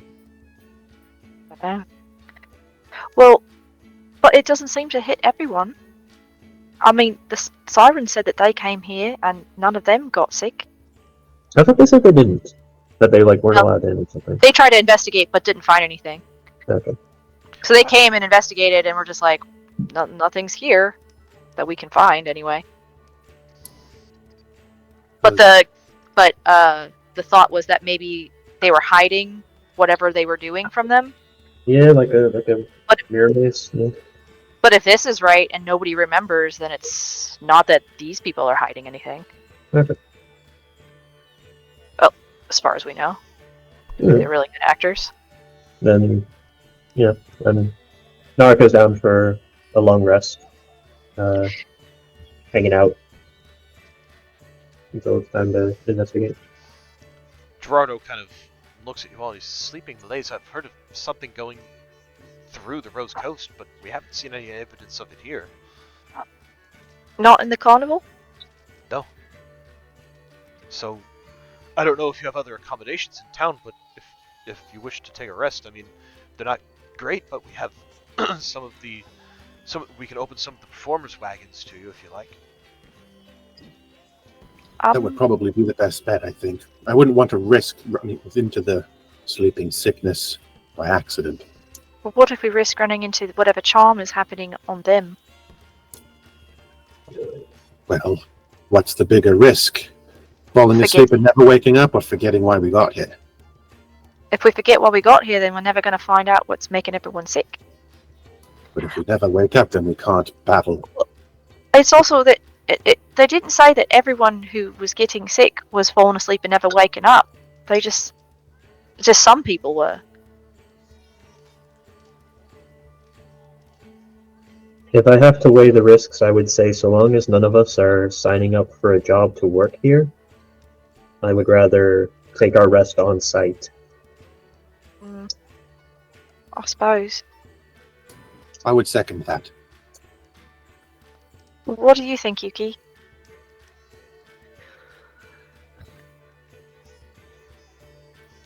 I think we've spent enough time at the carnival so far that if we were exposed to whatever it is that is causing the sleeping sickness, it wouldn't matter if we stayed or if we left. So we're already here, and I think that makes no difference whether we leave or stay. I think we should probably just stay.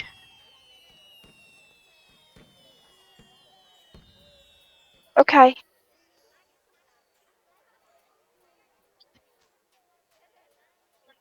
Would you feel better if we set up watches? No. I think we should anyway, but that's not really going to make me feel any better.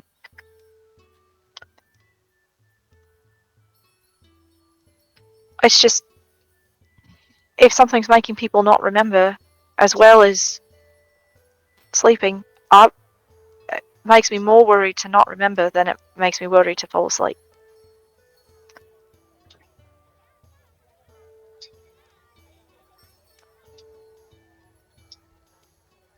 But I guess you're right. I mean, we're already here. But if whatever happens overnight when we're sleeping, I guess there's really nothing we can do.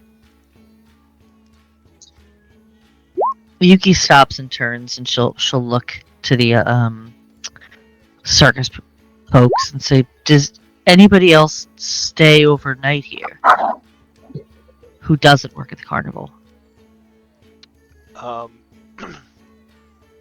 Gerardo kind of shakes his head and says, typically no.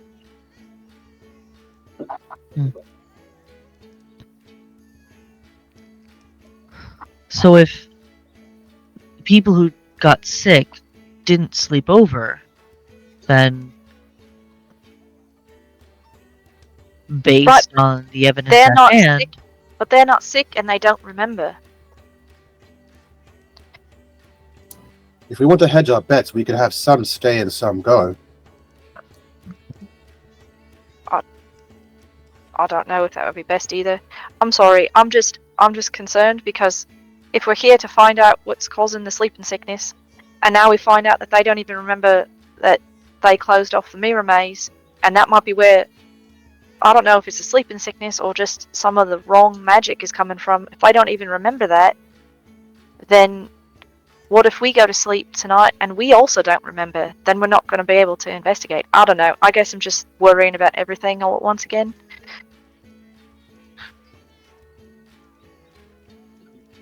I say with so many unknowns in both directions, let's at least keep ourselves close to the source here, so that at the very least in the time that we would be like walking back to the Siren Song, sleeping and coming back, there is less of a time frame where something can affect us.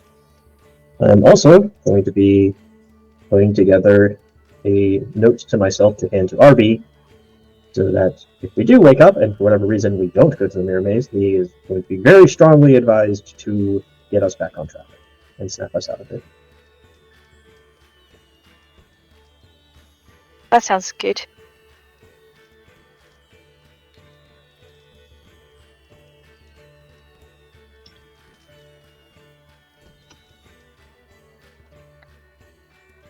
The drawer looks at you all and he says, "So you're okay with staying here the night then?"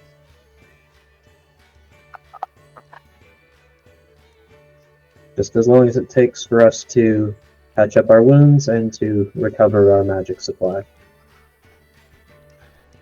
Of course. No more multi-headed creatures. I will not be attempting to pull anything else out of my hat this evening, that is for sure.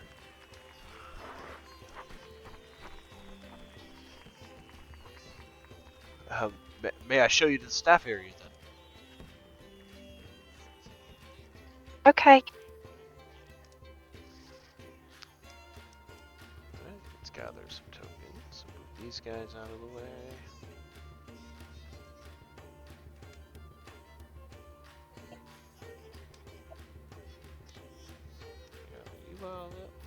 Oops.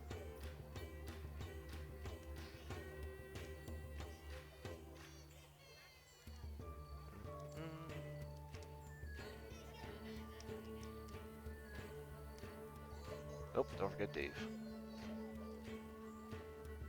Can't forget Dave. Can't forget Bonus Dave. Oh, David. I think I have everybody. 1, 2, 3, 4, 5, 6. Yeah, I got it.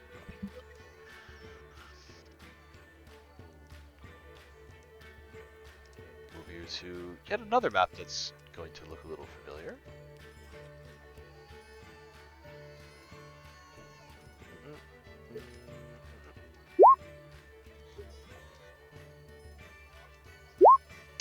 So,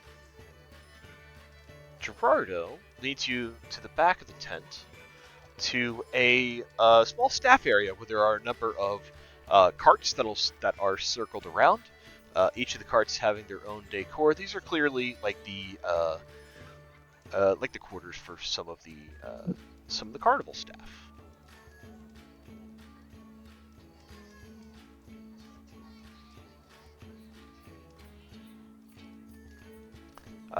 Gerardo leads you to this back area. It's very nicely lit. There's a little campfire with kind of like a pot stewing over the fire. He says, "We have some food ready. Each of these carts can accommodate up to 2 people. I'm truly sorry for everything that happened this evening, and I'm very grateful that you were here and that you've helped save us."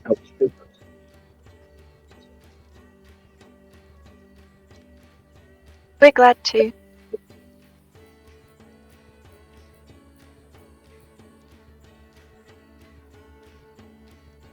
Is there anything else I can do for you before leaving you to your rest? Does anyone else have questions? I can't think of any right now.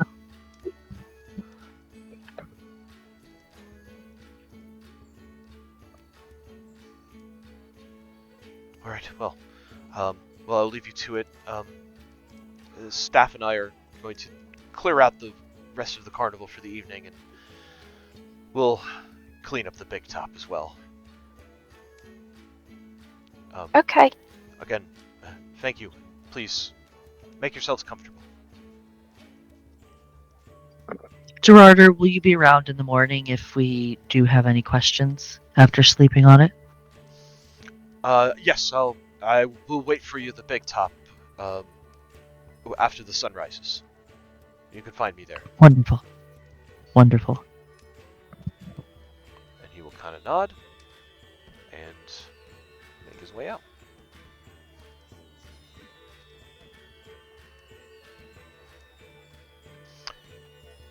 So you have this whole staff area to yourselves. You can make yourselves comfortable. As I said, there's some seats around the fire going, pot stewing, with some stewed meats and different types of vegetables in a broth.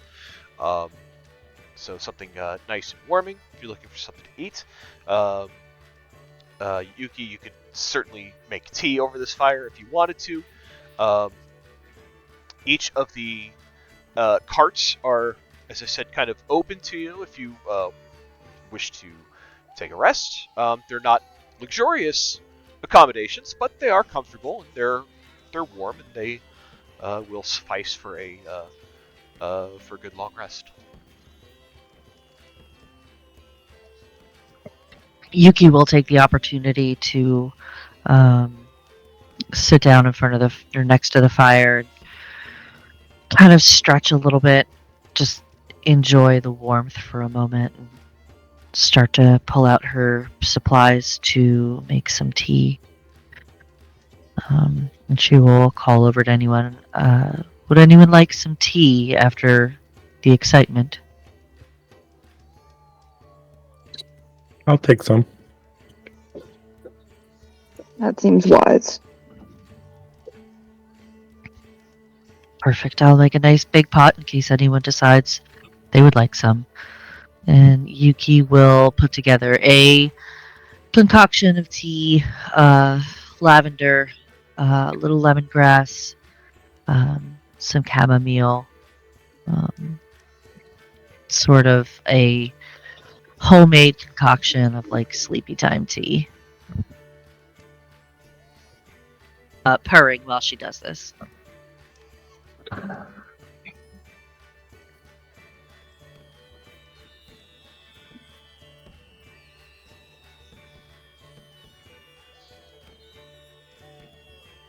Naruto is partaking of the sleepy tea.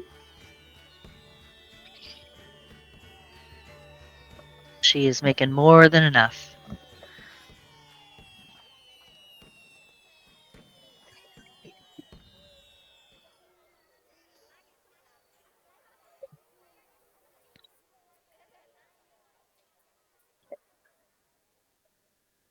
And she'll use some of the pots and pans and stuff that the circus folks have left behind, and she'll serve cups of tea to everybody. It's nice, piping hot, soothing, calming tea. All right. So as you begin to settle in, does anybody wish to take this moment to have any fireside chats? Or is there anything else that you would like to work on during this time?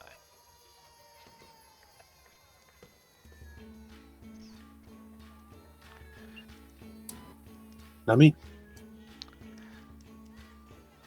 Otherwise, are you Good. looking to set up watches for the evening?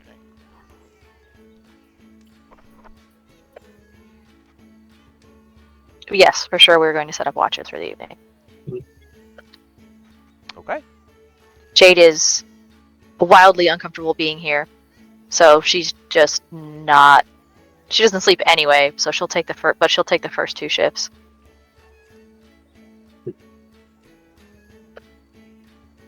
Arby can be on all of the ships as well. Naruto will be on the first watch. Yuki will take the next. Professor will go on the last one, so that way he can get his rest first, just in case shenanigans happens and he needs his spell slots. Ren will also go on the last one to watch the professor. Because you want to have girl talk and talk about boys, don't you? I've changed my mind. I will go on the first watch. I'll jump in the last one if Ren's taking the first one.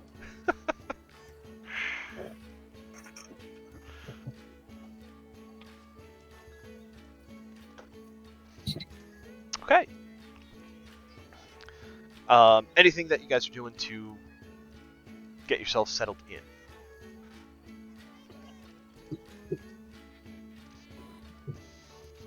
I think the professor is probably just going to,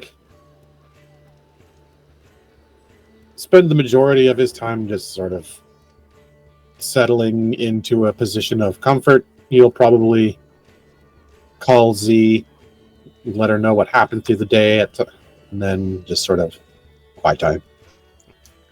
He's calling his girlfriend. Hell yeah! No, you hang up. No, you hang up. Ren is frustrated because he does not have ears to cover.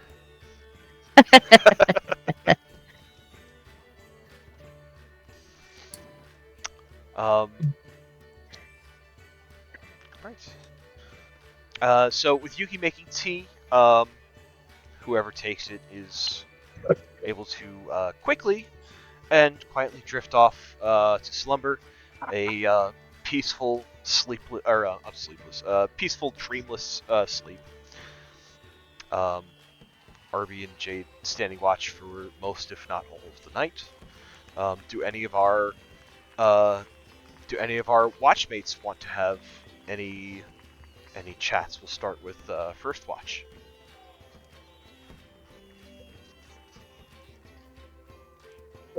Naruto and Ren. Naruto always has such a hard time knowing what to talk to Ren about. Jade is up at that time too, right? Yeah. Jade's on the first and second watch Okay. as well. So I got Jade, Red, Naruto, and Arby on first watch. Naruto will open question for Ren and Jay and say, "Well, we got our usual excitement at the end there, but I quite enjoyed what the carnival had to offer. How about you?" I would like a kitten. Oh, did you get enough golden roses for that from the prize booth? I do not believe I have. You can have some wine, Ren. Thank you. You are very kind.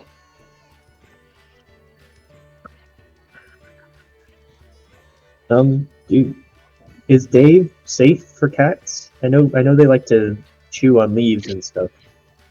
Dave is artificial and magical. He should be fine. Those sound like two things that might actually be worse. I am sure it will be fine. Okay. How about you, Jade?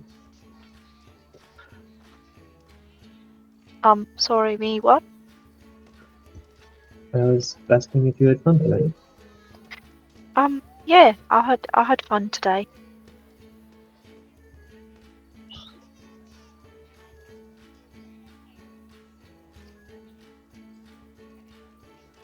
Did you have fun?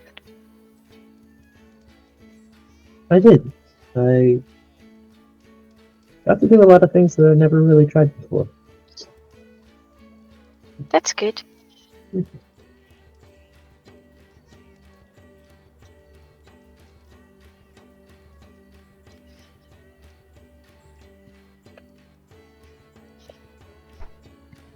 Once we fix whatever's going on here, would you want to come back again?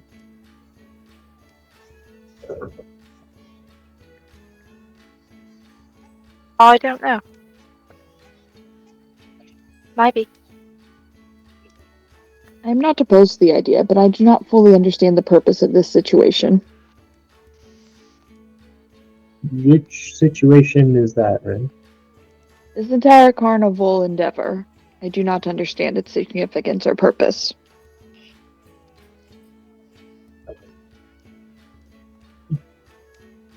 Ren, didn't you work for the Sirens? Where, like, entertainment was kind of what they sell? Ren tilts his head a little bit, and in the firelight, his bony smile seems a little bit more sinister. That was not my specialty. Okay, sure, you worked in, like, the back of the house, but you understood the general appeal, right?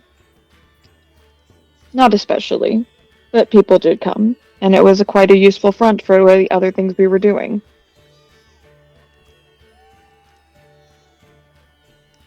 Oh, okay.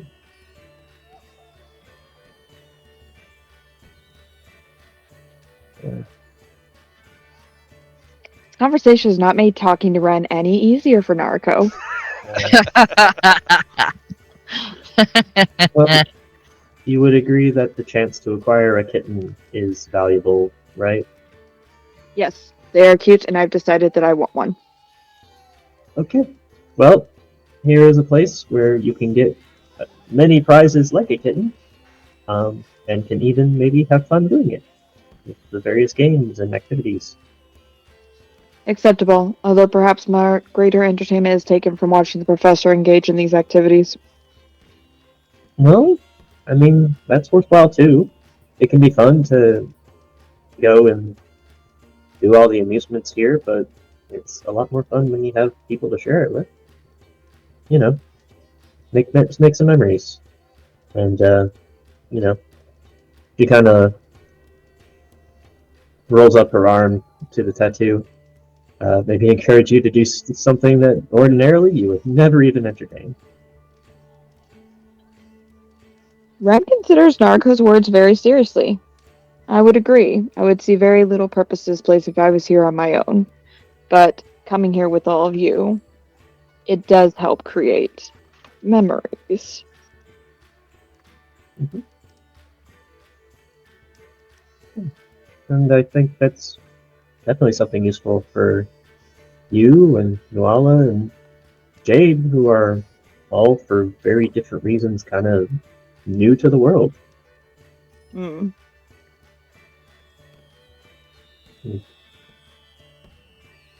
Although, if you go far enough afield, sometimes it can feel like a whole new world anyway.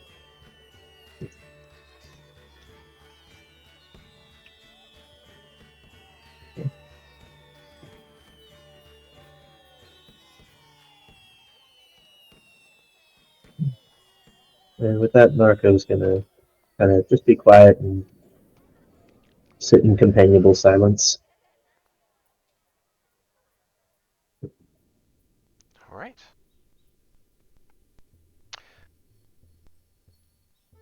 With that, anything else?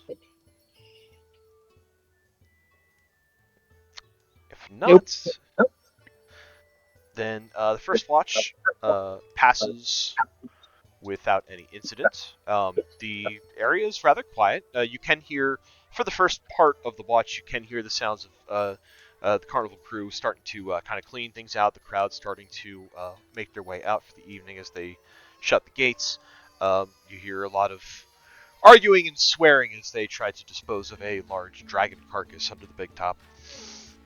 But the first watch passes without incident otherwise. Bringing up our second watch, which I have Jade, Arby, and Yoki. Do you guys wish to have any chats during your watch? I don't think anything serious. I think Yuki would just be trying to reassure Jade that everything will be okay. That we'll take care of each other. Nothing super specific. Okay. Jade will just nod to whatever Yuki's telling her. Okay. Again, as you approach the middle of the night, the moon hangs high overhead. The sky a deep black with stars poking through the sky, giving you some natural moonlight in the area. All is quiet, and the second watch passes without incident. Watch 3, I have Professor Arby and Nuala. Do you guys wish to have chats? Oh. Yes. Sorry. As we're ending second watch to go to third watch, Jade is going to settle herself into this chair over here that's outside. She does not want to go into any one of these little carts. And she's gonna take David out, and she's gonna hold him on her lap, and just like be petting him, basically, and just quietly to herself and to David, she just says, "David, you can't forget things, can you?" The pinpoints of flame in his eyes as they start to kind of gaze out over the staff area, kind of unmoving, keeping a quiet sentinel watch. He says to you, Jade, "It would be quite hard to do that to me, Miss Jade. Are you Okay. afraid of forgetting things? Again?" Yes. Yes. It is a disturbing thought, but I will be here to make sure that you don't forget anything that happens here tonight.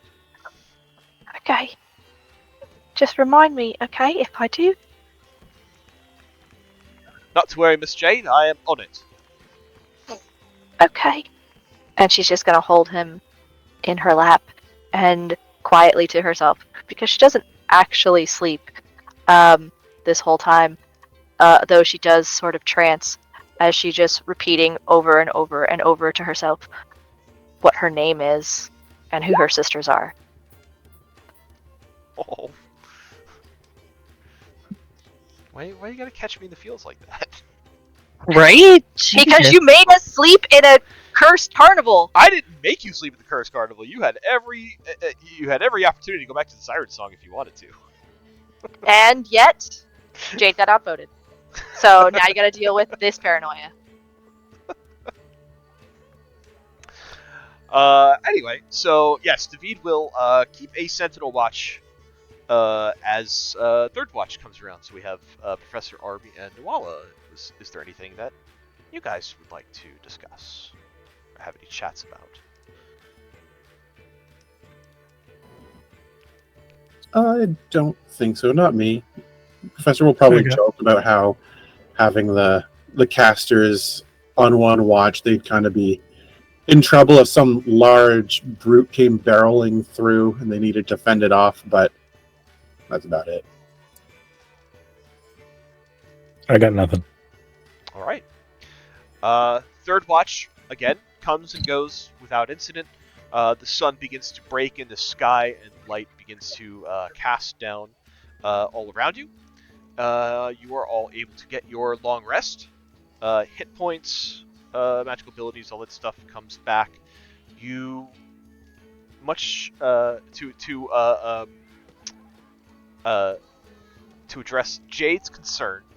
You are not hit with any sort of memory loss. However, I do need everybody to give me a Constitution saving throw.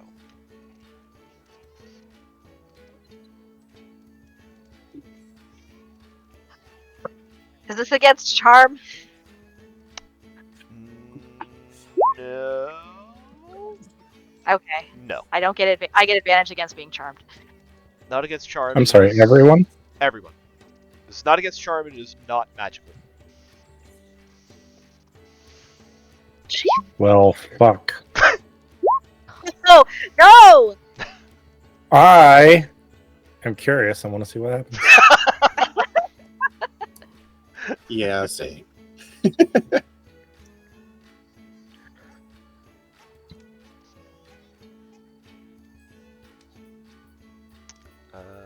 Professor Reverie, Jade Yugi, I think I just need Narco and Arby?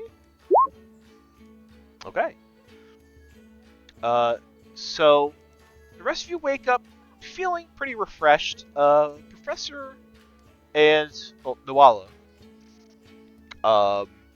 as you come off of your watch, you feel rested.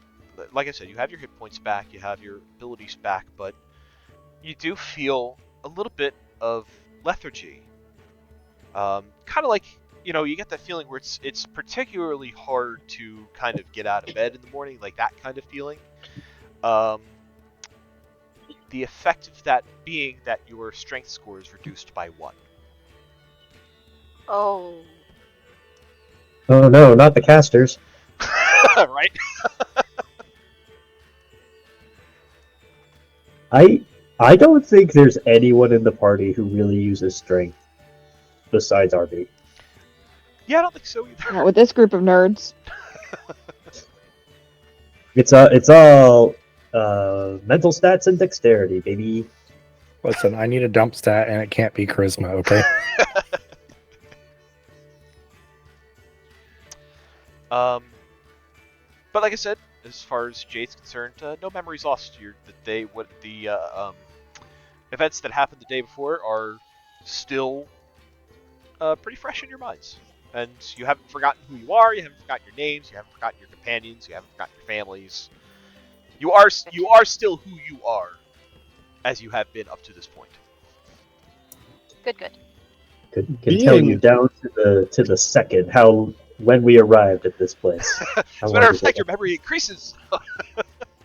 If you think that Jade wasn't replaying every moment of the time since we've gotten to the carnival this whole night, that's exactly what she was doing. To see if anything was different each time she remembered it.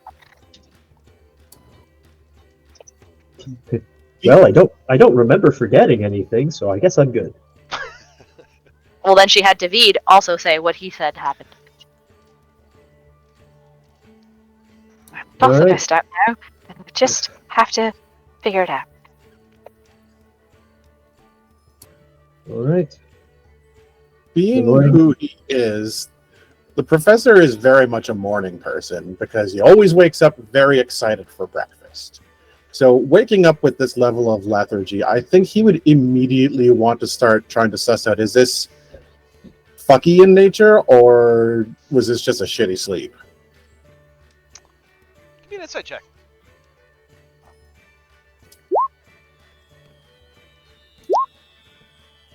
Could be. Yeah. I think Professor thinks there's something a little fucky going on. He will groggily get to his feet, and he'll just be like, "Oi! Everybody up! Anyone still feel tired?" Hmm. Yeah, I feel rather well rested. Kind of like yawns into the back of his hand. It is really early. Why are you shouting? Well, you're kind of always tired in the morning, but I'm not, and I have never been. And I think something's fucked up. It's a swear, Professor. I am too tired for linguistics. You were on the last watch. Do you need to take another rest? Yes, but also that's not normal, and I really think that this might be that thing that we have been worried about. Did anything happen on the last watch? The Waller told a really funny joke.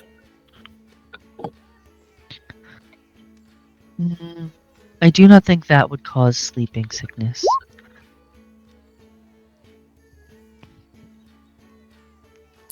Did you hear anything or see anything unusual?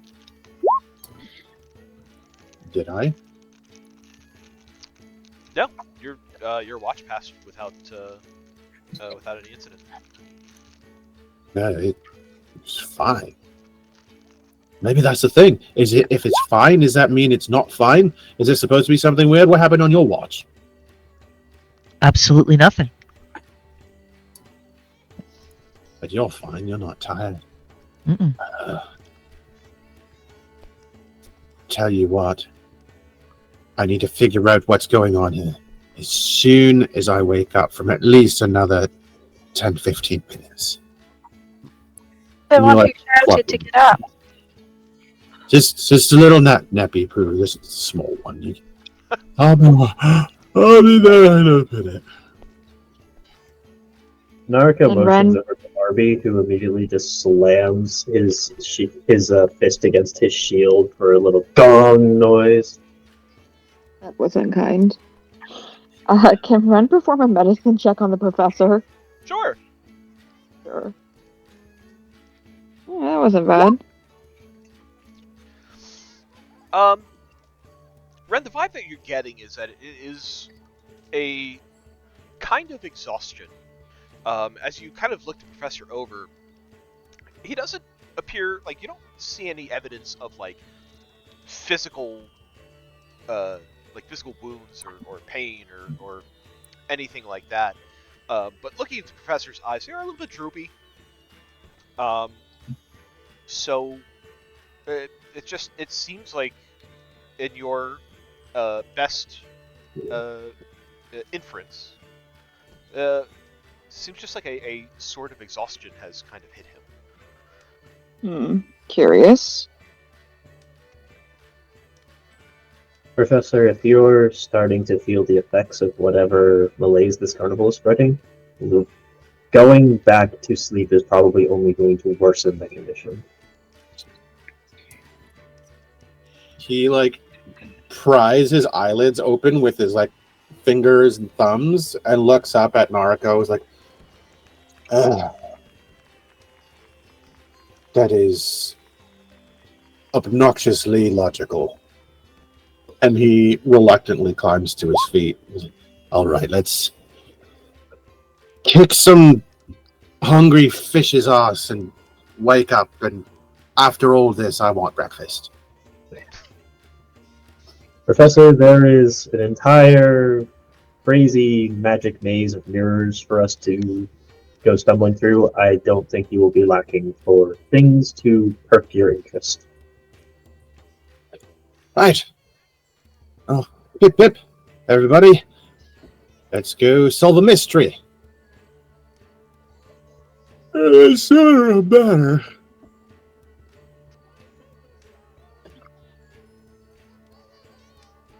Now here's the fun question. Does Ren prefer Sleepy Professor? He is still evaluating the situation. While we wait for Nuala to rise, not shine, Yuki was rummaging around in the stuff that the carnival folks had. She's made a cup of coffee, and she'll walk over to the professor with a cup of black coffee and hand it to him and say, "This may help a little." Coffee. Where did you find this? This is certain to help, at least for a good 20-30 minutes before the crash sets in, and then I'm back in this position, only maybe a little bit worse. But gimme. He takes it and just starts drinking it, and he pauses, takes a big breath. This is so bitter and gross. Oh,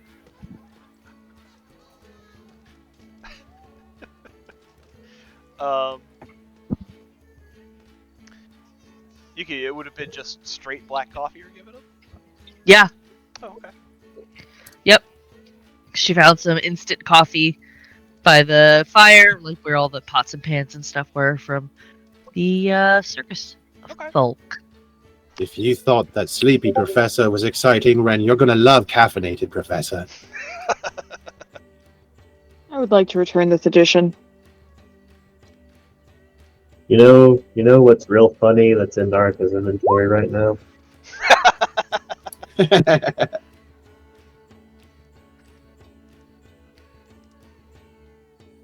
Oh, right. Well, definitely more incentive for us to get this investigation started and concluded quickly. Let's go talk to Mr. Gerardo and see if he can lead us to this maze. All right. So everybody's filing out to the big top. Is Nuala awake yet? Nuala ended her shift and laid down. Although the professor's been noisy, so no, she's not asleep. Okay.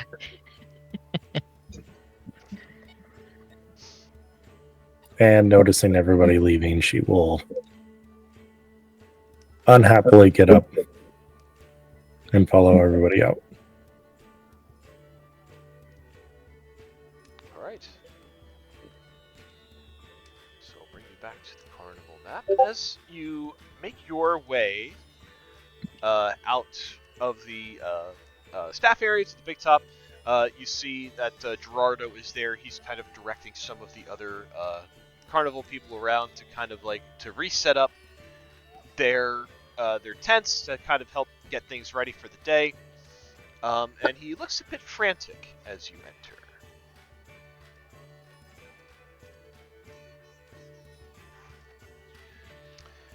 He takes a sigh, and then he looks over to you and he perks up a bit and he kind of makes his way over to you and he says, "Good morning. I hope you rested well."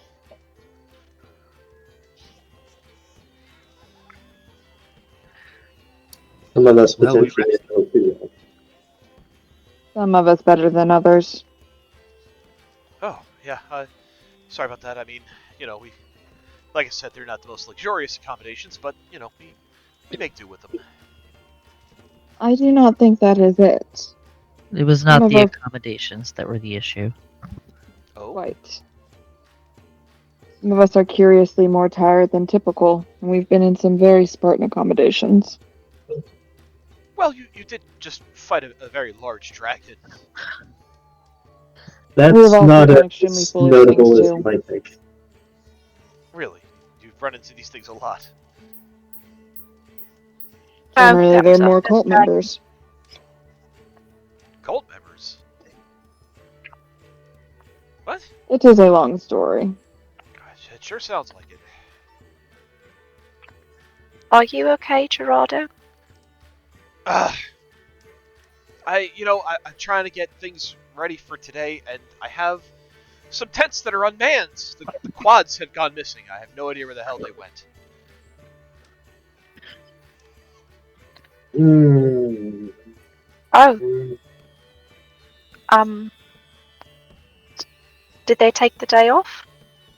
Well, if they did, they sure as hell didn't tell me about it.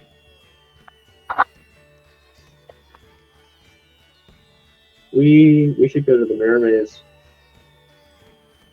I bet you that's where they went.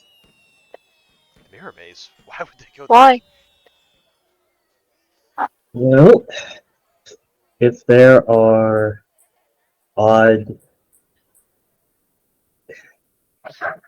if this maze is any sort of location where extra dimensional or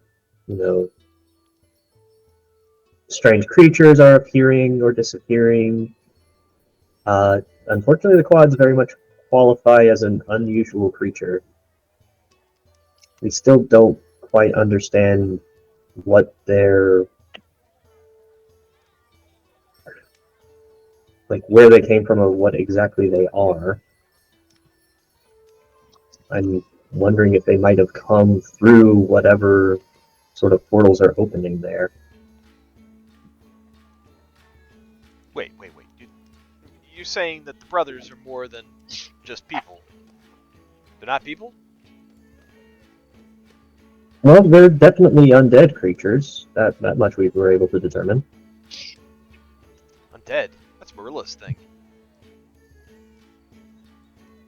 Yes, well, I think her thing is more ghosts than undead things. I suppose there is a distinction. they also behave a little bit oddly. I just chalked that up to them being weird, identical twins? Not just twins, because there's more than two of them, but you know what I mean. Quadruplets. Yeah, quadruplets. Except they're not all exactly identical, there are slight differences. Mm-hmm. Like the sort of slight differences you might have if you were walking through a mirror maze and your reflection was refracted in slightly different ways all around you. Huh. Do you think? Well, wouldn't that mean that someone would have to have the reflection first? It does. And I'd be very curious to meet whoever that was. Huh.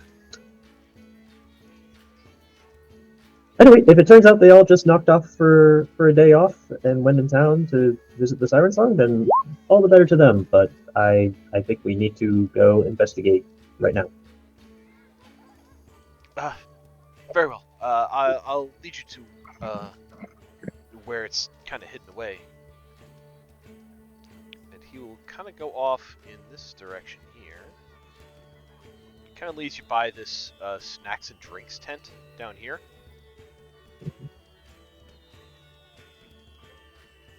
That direction.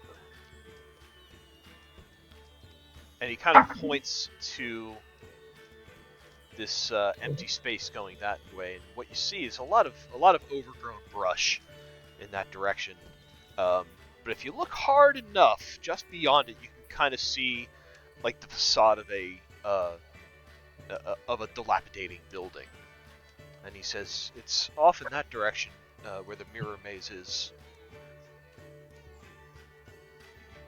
Are you sure you want to do this?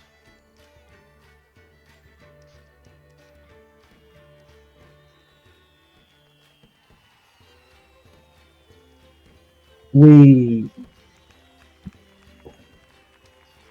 can't allow whatever is happening here to continue on. Imagine if we were not here last night when that monster appeared. Yeah, you have a point. We cannot afford to avoid it.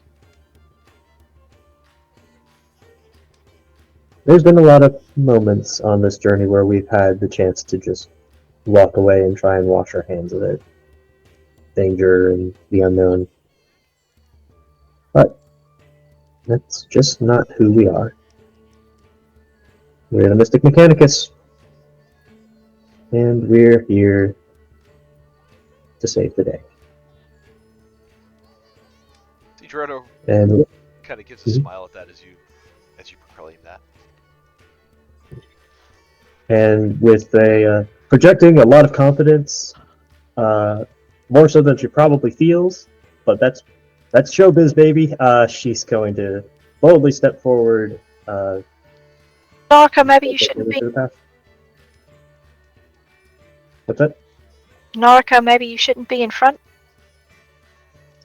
Marco will boldly allow Arby to lead in front of her. Yuki will go after Arby. Alright.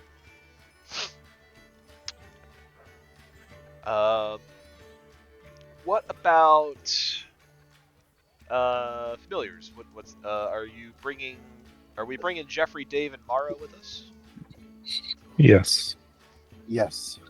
Dave has 100 hit points. He can take this. Everybody's coming. Dave is the only one who's left to tell the story. Sad calypso music plays. All it goes is do do do do do do do do.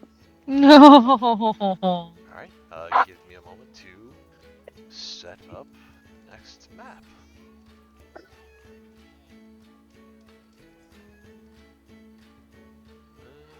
Oh no, I didn't want to bring you with me. Go away.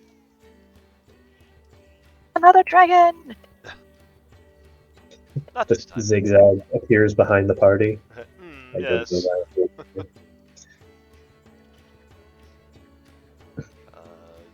Stay. Yuki just hisses. Man, the Baxi are really all or nothing on getting along with each other. Like, Yo, fuck that guy. He insulted my friends. Fuck that guy. I love that our everything is about balance. Monk, it immediately goes to anger at the first sign of anything, and it's immediate anger and nothing else. Immediately goes to fuck that guy. Fuck Yeah. that guy. Don't insult my friends. That's not nice. There's no need to be rude. Oh, I forgot to. Jeffrey, you little scamp. Nope. He is a scamp. Oh god, no, I made it big. Jeffrey. Jeffrey, you little slut.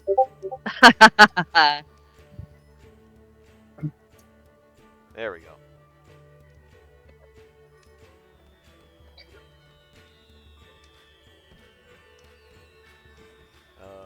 This map might take a second to load. That means it's huge.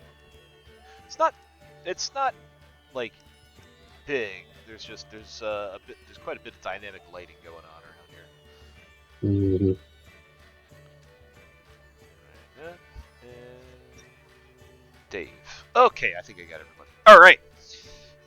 So, you kind of wade through the overgrowth past the snack bar. Gerardo watches you go. Once you guys are kind of deep in there, he takes a seat by the snack bar and just kind of sits there and watches and taps his fingers. As you go in deeper, you eventually come across the entrance to a dilapidated building that exudes an eerie and foreboding atmosphere, contrasting sharply with the colorful festivity of the surrounding fairgrounds. As you approach, you're met with an imposing structure that seems frozen in time, an aging relic of amusement park history. The once vibrant paint on the wooden facade has long since faded, leaving patches of peeling colors that hint at its former grandeur. The wooden panels are warped, with cracks and chips etched into the weathered surface. A grand, yet warped archway marks the entrance, adorned with remnants of ornate carvings and faded embellishments. The archway itself partially covered in overgrown ivy, giving it a tangled kind of appearance.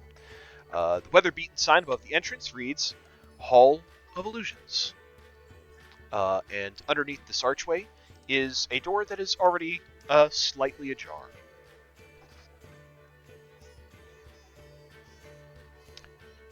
Do you continue inside?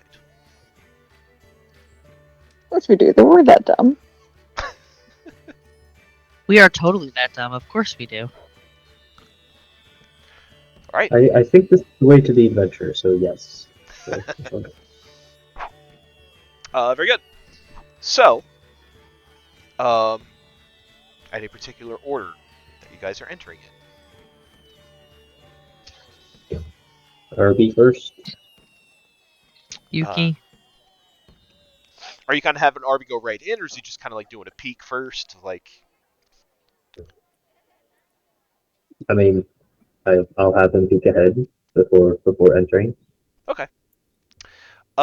So you see Arby kind of peek his head in, and what he sees inside is a room that could pass as a study.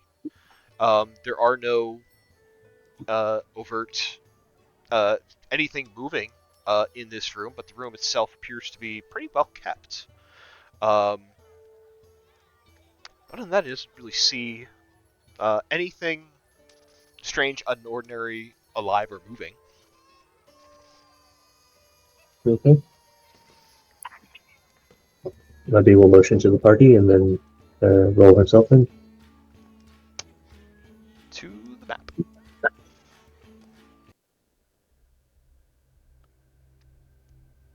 should find ourselves down here. As I mentioned, you enter a room that could pass as a study. A desk and chair sit in each of the four corners of the room, while mirrors glowing with different colors stand against the northeast and west walls. You see a round table in the center of the room with a single note placed at its center. Oh, this is going to be a thing. Okay.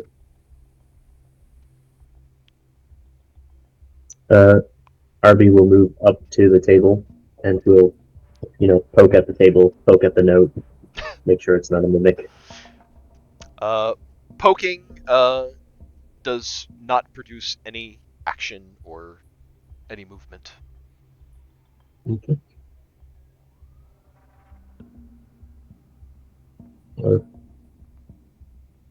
Bomb disposal robot will move up ahead so the rest of the party can file in and examine. I think Yuki will walk to the table and pick up the note and see what it says. Yuki, what you see is a note written in common.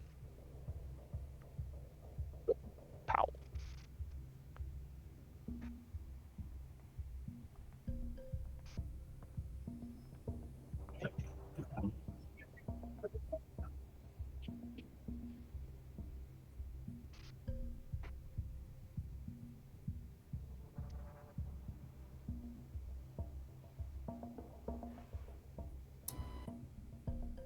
Oh, the command phrase just sort of rolls off the tongue, doesn't it?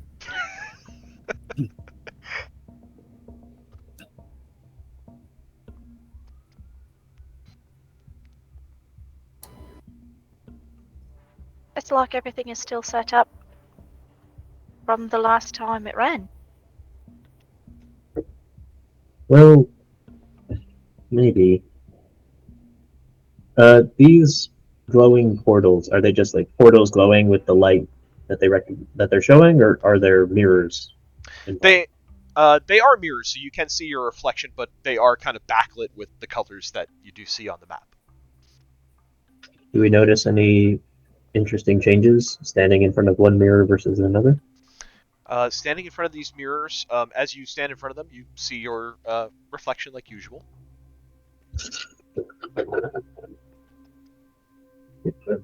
There's just a bit of a color cast to it based on the actual color that the mirror is emanating. Alright. Narco starts to grab out a piece of paper so she can start taking notes. And she says, well, no real hint as to which direction is the correct one. So, which of these portals do you think we should head in first? Out said that we have to solve riddles and puzzles. Maybe there's a riddle in here that we haven't seen yet. Hmm. And if not, maybe we just pick the one on the left. Go on. This is a study. Let's take a look through the books and such. See if there's anything interesting that may present a clue. I'll check out this table here. I'll check out this one. Oh, never mind.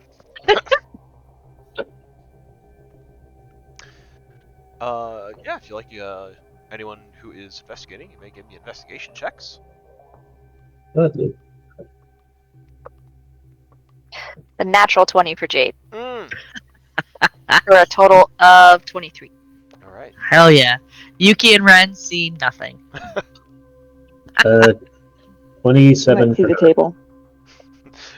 I have found a table. It has legs.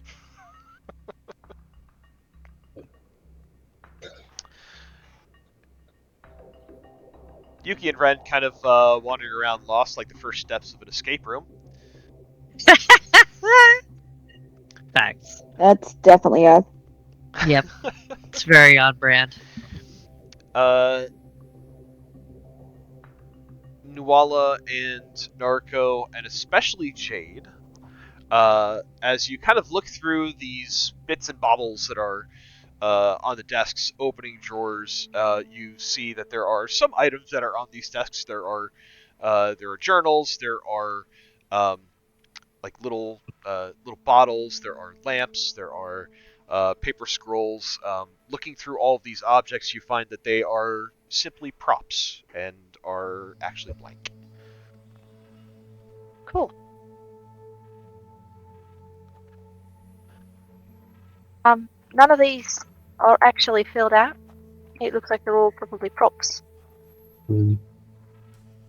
So, riddles to solve maybe in the future rooms, and this is just a safe staging area. Maybe. I guess maybe we just pick one to go through. Well, I vote for Lucky Blue.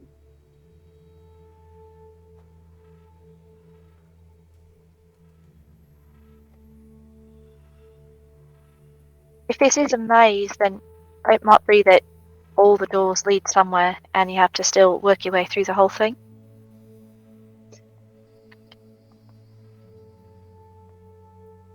Maybe. My vote is to go to the left one because that's usually the way you go out of mazes, but I think any of them will probably be fine.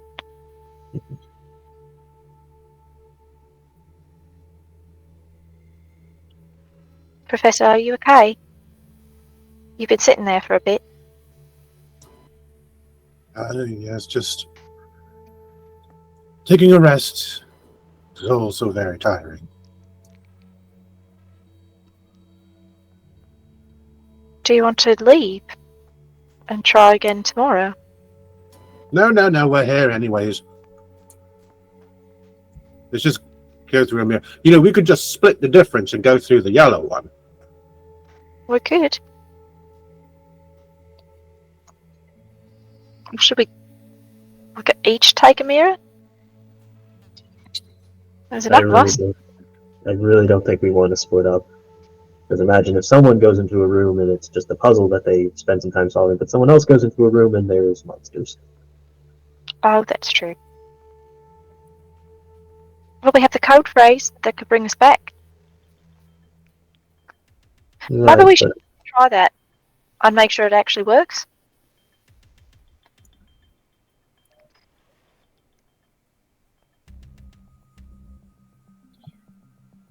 Just in case.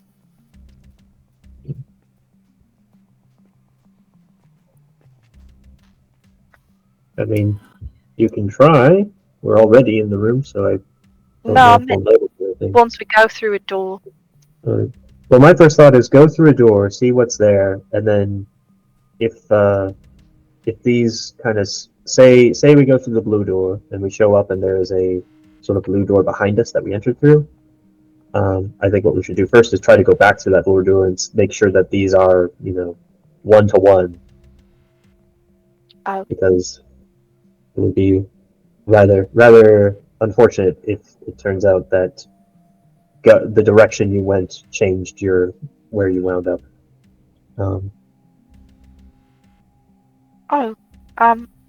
Yeah, that makes more sense. Mm-hmm. Never mind. Okay. We'll just go through the blue one then. Cool. All things being equal, let's take a shot. And unless anyone objects, Narco will send RB through the blue door first. And we'll follow in after. Okay. So RB goes in through the blue door. I will bring him to where he ends up, which is right here. RB will very quickly sidestep a bit to make room for everyone coming behind. Is everyone else coming through? Yep. Yeah. Yeah. Yes. Can't leave Arby there. Let's gather y'all. I wasn't sure if RB was just going to be a scouting party or not.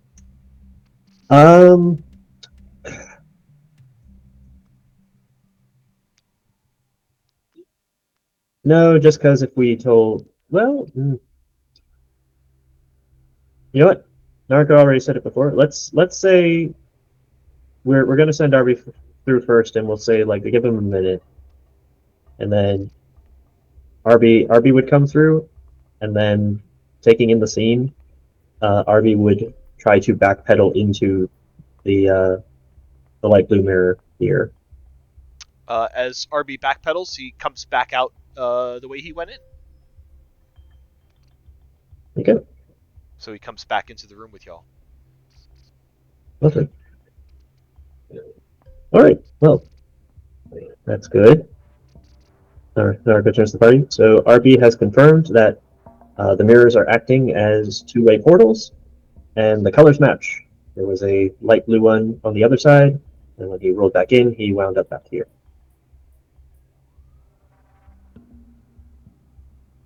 That's good.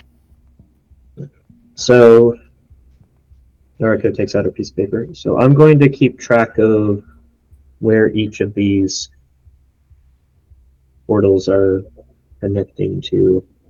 Apparently, on the other side of this portal is a room where there are two more portals. One is yellow and the other is a darker blue. And there's a big hole in the center.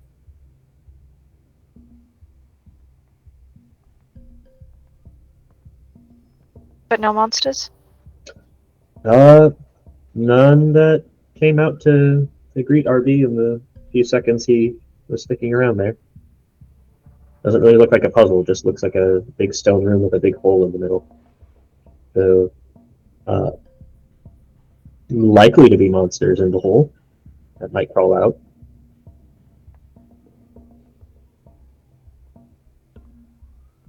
Do we want to maybe go to a different room?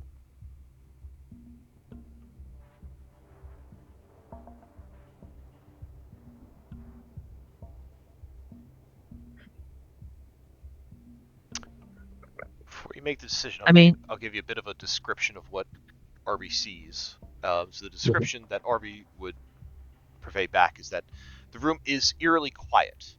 The floor is stone and strewn with broken mining tools. A cart of mined stones sits in one corner, and in the center is a large pit that seems to go impossibly deep.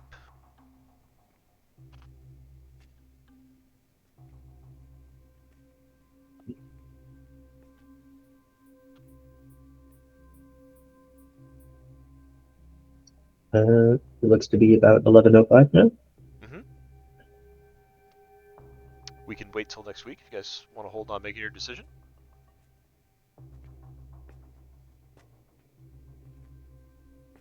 Works with me. We Yeah, can I'm okay start. with that. This sounds like a Start next section in the mirror maze. Cool.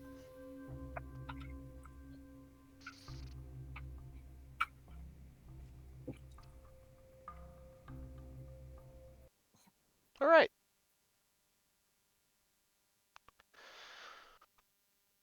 Well done on taking out the dragon. Yeah, nearly died. Couple Yeah. times. Good job, team. Yeah. No dying. I thought that dragon was going to be way harder. Well, it is one monster against you guys, and then I had other NPCs coming in to help, so that did kind of skew the action economy a little bit. Even though this thing does get a bunch of attacks on its turn and has that breath weapon, yeah. But this one came out of Fizban's Treasury of Dragons. Called a Draco Hydra. That's nuts. I thought that thing was going to like every time like a new head like activated or something was going to regain all its hit points or something like that. Yeah. It heals itself a little bit each time, but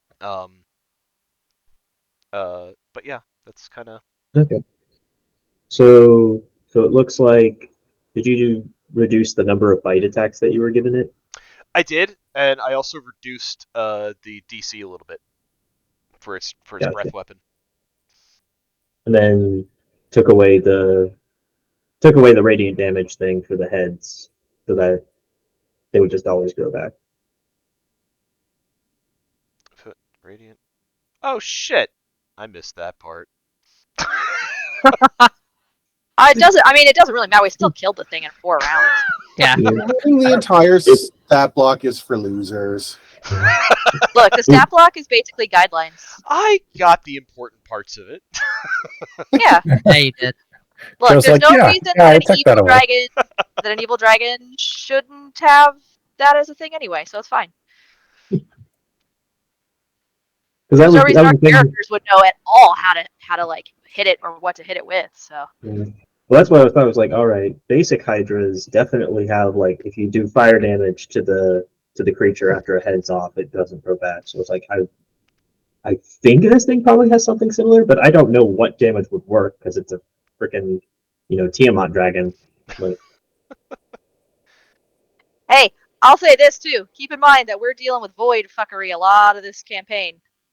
So the things that may be true may not be true any longer.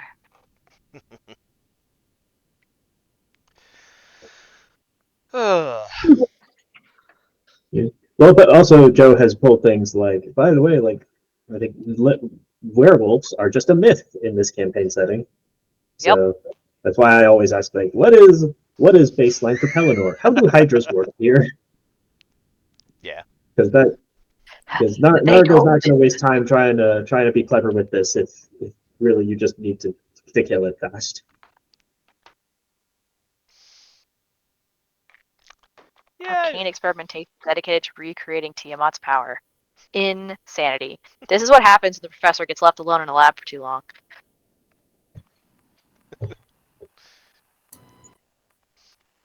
Reading the full stat blocks for chumps.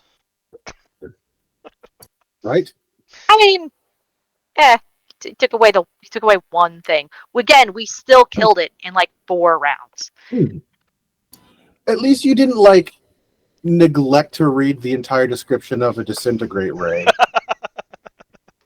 Valid. Yeah. Oops. Sorry. Sounds like that went well. I mean, Nobody died. yeah. That's good. False. Provably false. Not this time, Not this but other. time. So, nominations. Aura for killing the dragon. Nuala. Whose name is Nuala now? Nuala for just going the fuck back to sleep. Yeah. Being smart enough to be like, oh, there's a thing here, and then get out of the line of fire immediately and shoot it from the side. The professor for trying to get the attention away from the rest of us. Oh, He that didn't was try. really He good. did it, and he ate it. Like it just everyone Yeah, he else just did eat happened it. to be in the ring. He did not try. He succeeded, Yeah. which He was did. a problem. I also like Professor, like, how, like, you emoted, like, the sleepiness. Like, you were all in. All in. Yeah. That was That good. is just how I feel right now. Mood. Those are real yawns. Jade telling everybody that she was worried about losing her memory if we stayed here, and then acting that out by sitting there and talking to David was excellent. Yeah, that was really good. That was a little. That Props was as well for Twilight Cleric for keeping us from just barely dropping dead. Yep, lifesaver there. Those temp HP make a difference. They do. Again, I enjoy the Ren sass. Just sassing Yuki for moving away from the healer. Just The second the goblins and Zigzag come back in and Yuki starts sassing over to the carnies. fuck that guy.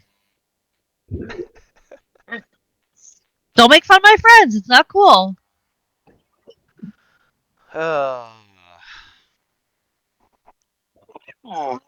Fine. It's past your bedtime. It's not an easy decision. Never is. That's You why should you're give the us- DM. Yeah, you should just give us all inspiration. Go ahead. I just used my extra clock charge. Let's go. I can't do that every time. As much as I want. He You just can. got us all to use a bunch of them. The rules are fake. Yeah, you quite literally can. I can. Yes, I can. He said, I Peer can't, pressure. but I won't. You can also let us level up if we're doing that. I love how Joe was worried about breaking a house rule. Right? What if Ali sings a song for you? Then can we level up? I won't give you a level up because I do have a very specific milestone in mind for that. But Okay. I will give you all an inspiration if she sings for it. Yay! Oh god. Oh, now you gotta Fuck. sing for it. Ugh. See, I was feeling my bard earlier today.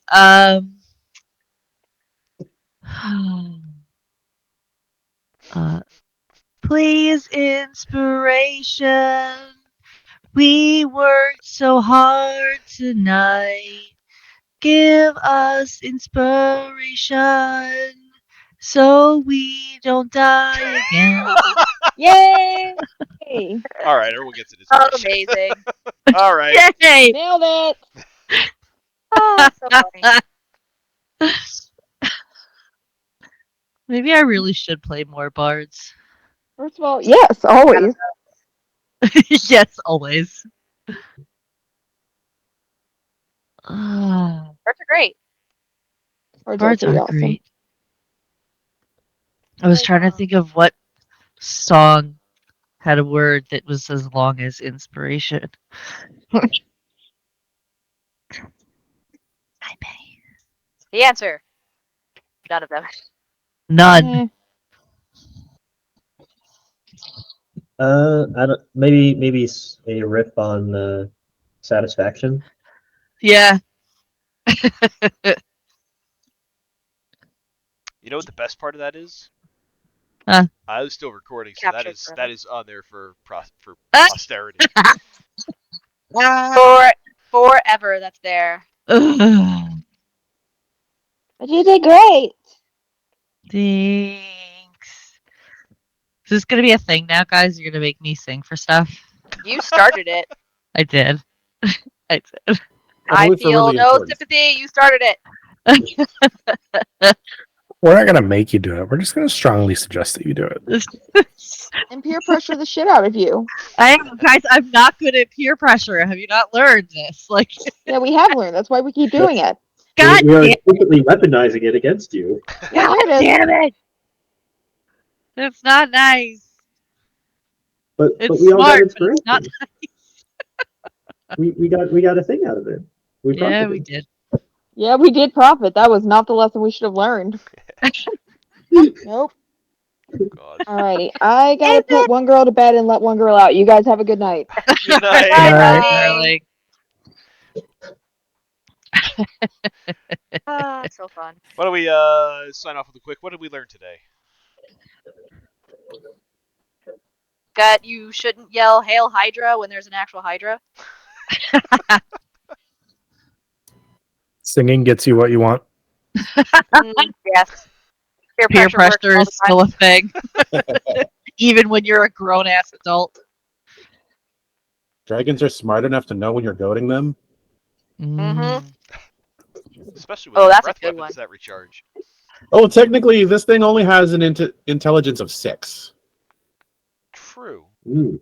Above So he average. just happens to be like loud enough and close enough to get the attention.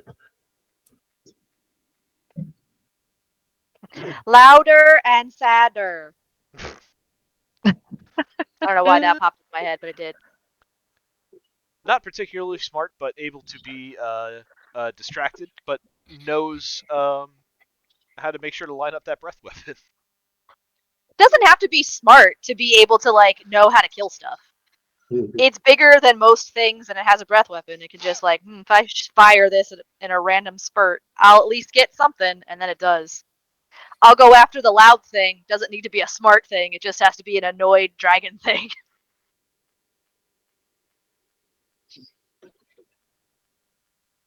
Nice.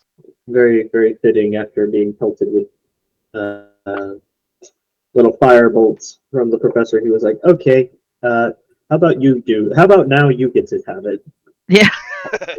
That's fun. I have one too. And then I like how we also, when those damage rolls came in for the breath weapon, it was pretty solidly above average each time. Yeah. Yeah, you guys were rolling Joe's really rolling well. really well. Oh yeah, the damage rolled pretty well. You guys were rolling really well on your saves though too. Yeah. Yeah, Half damage is a literal godsend. that's Yeah. that made the difference. Mm-hmm. That is why I purposely lowered the DC of that, because I was like, this is a pretty high CR creature, and I'm like, I got to make this a little bit more fair. That's smart. So that's the lesson I learned. Don't be afraid to alter your monster stat blocks to make things fun and yeah, make things fun. Yeah, I'll add that thought there. There you go. Nice. Yeah.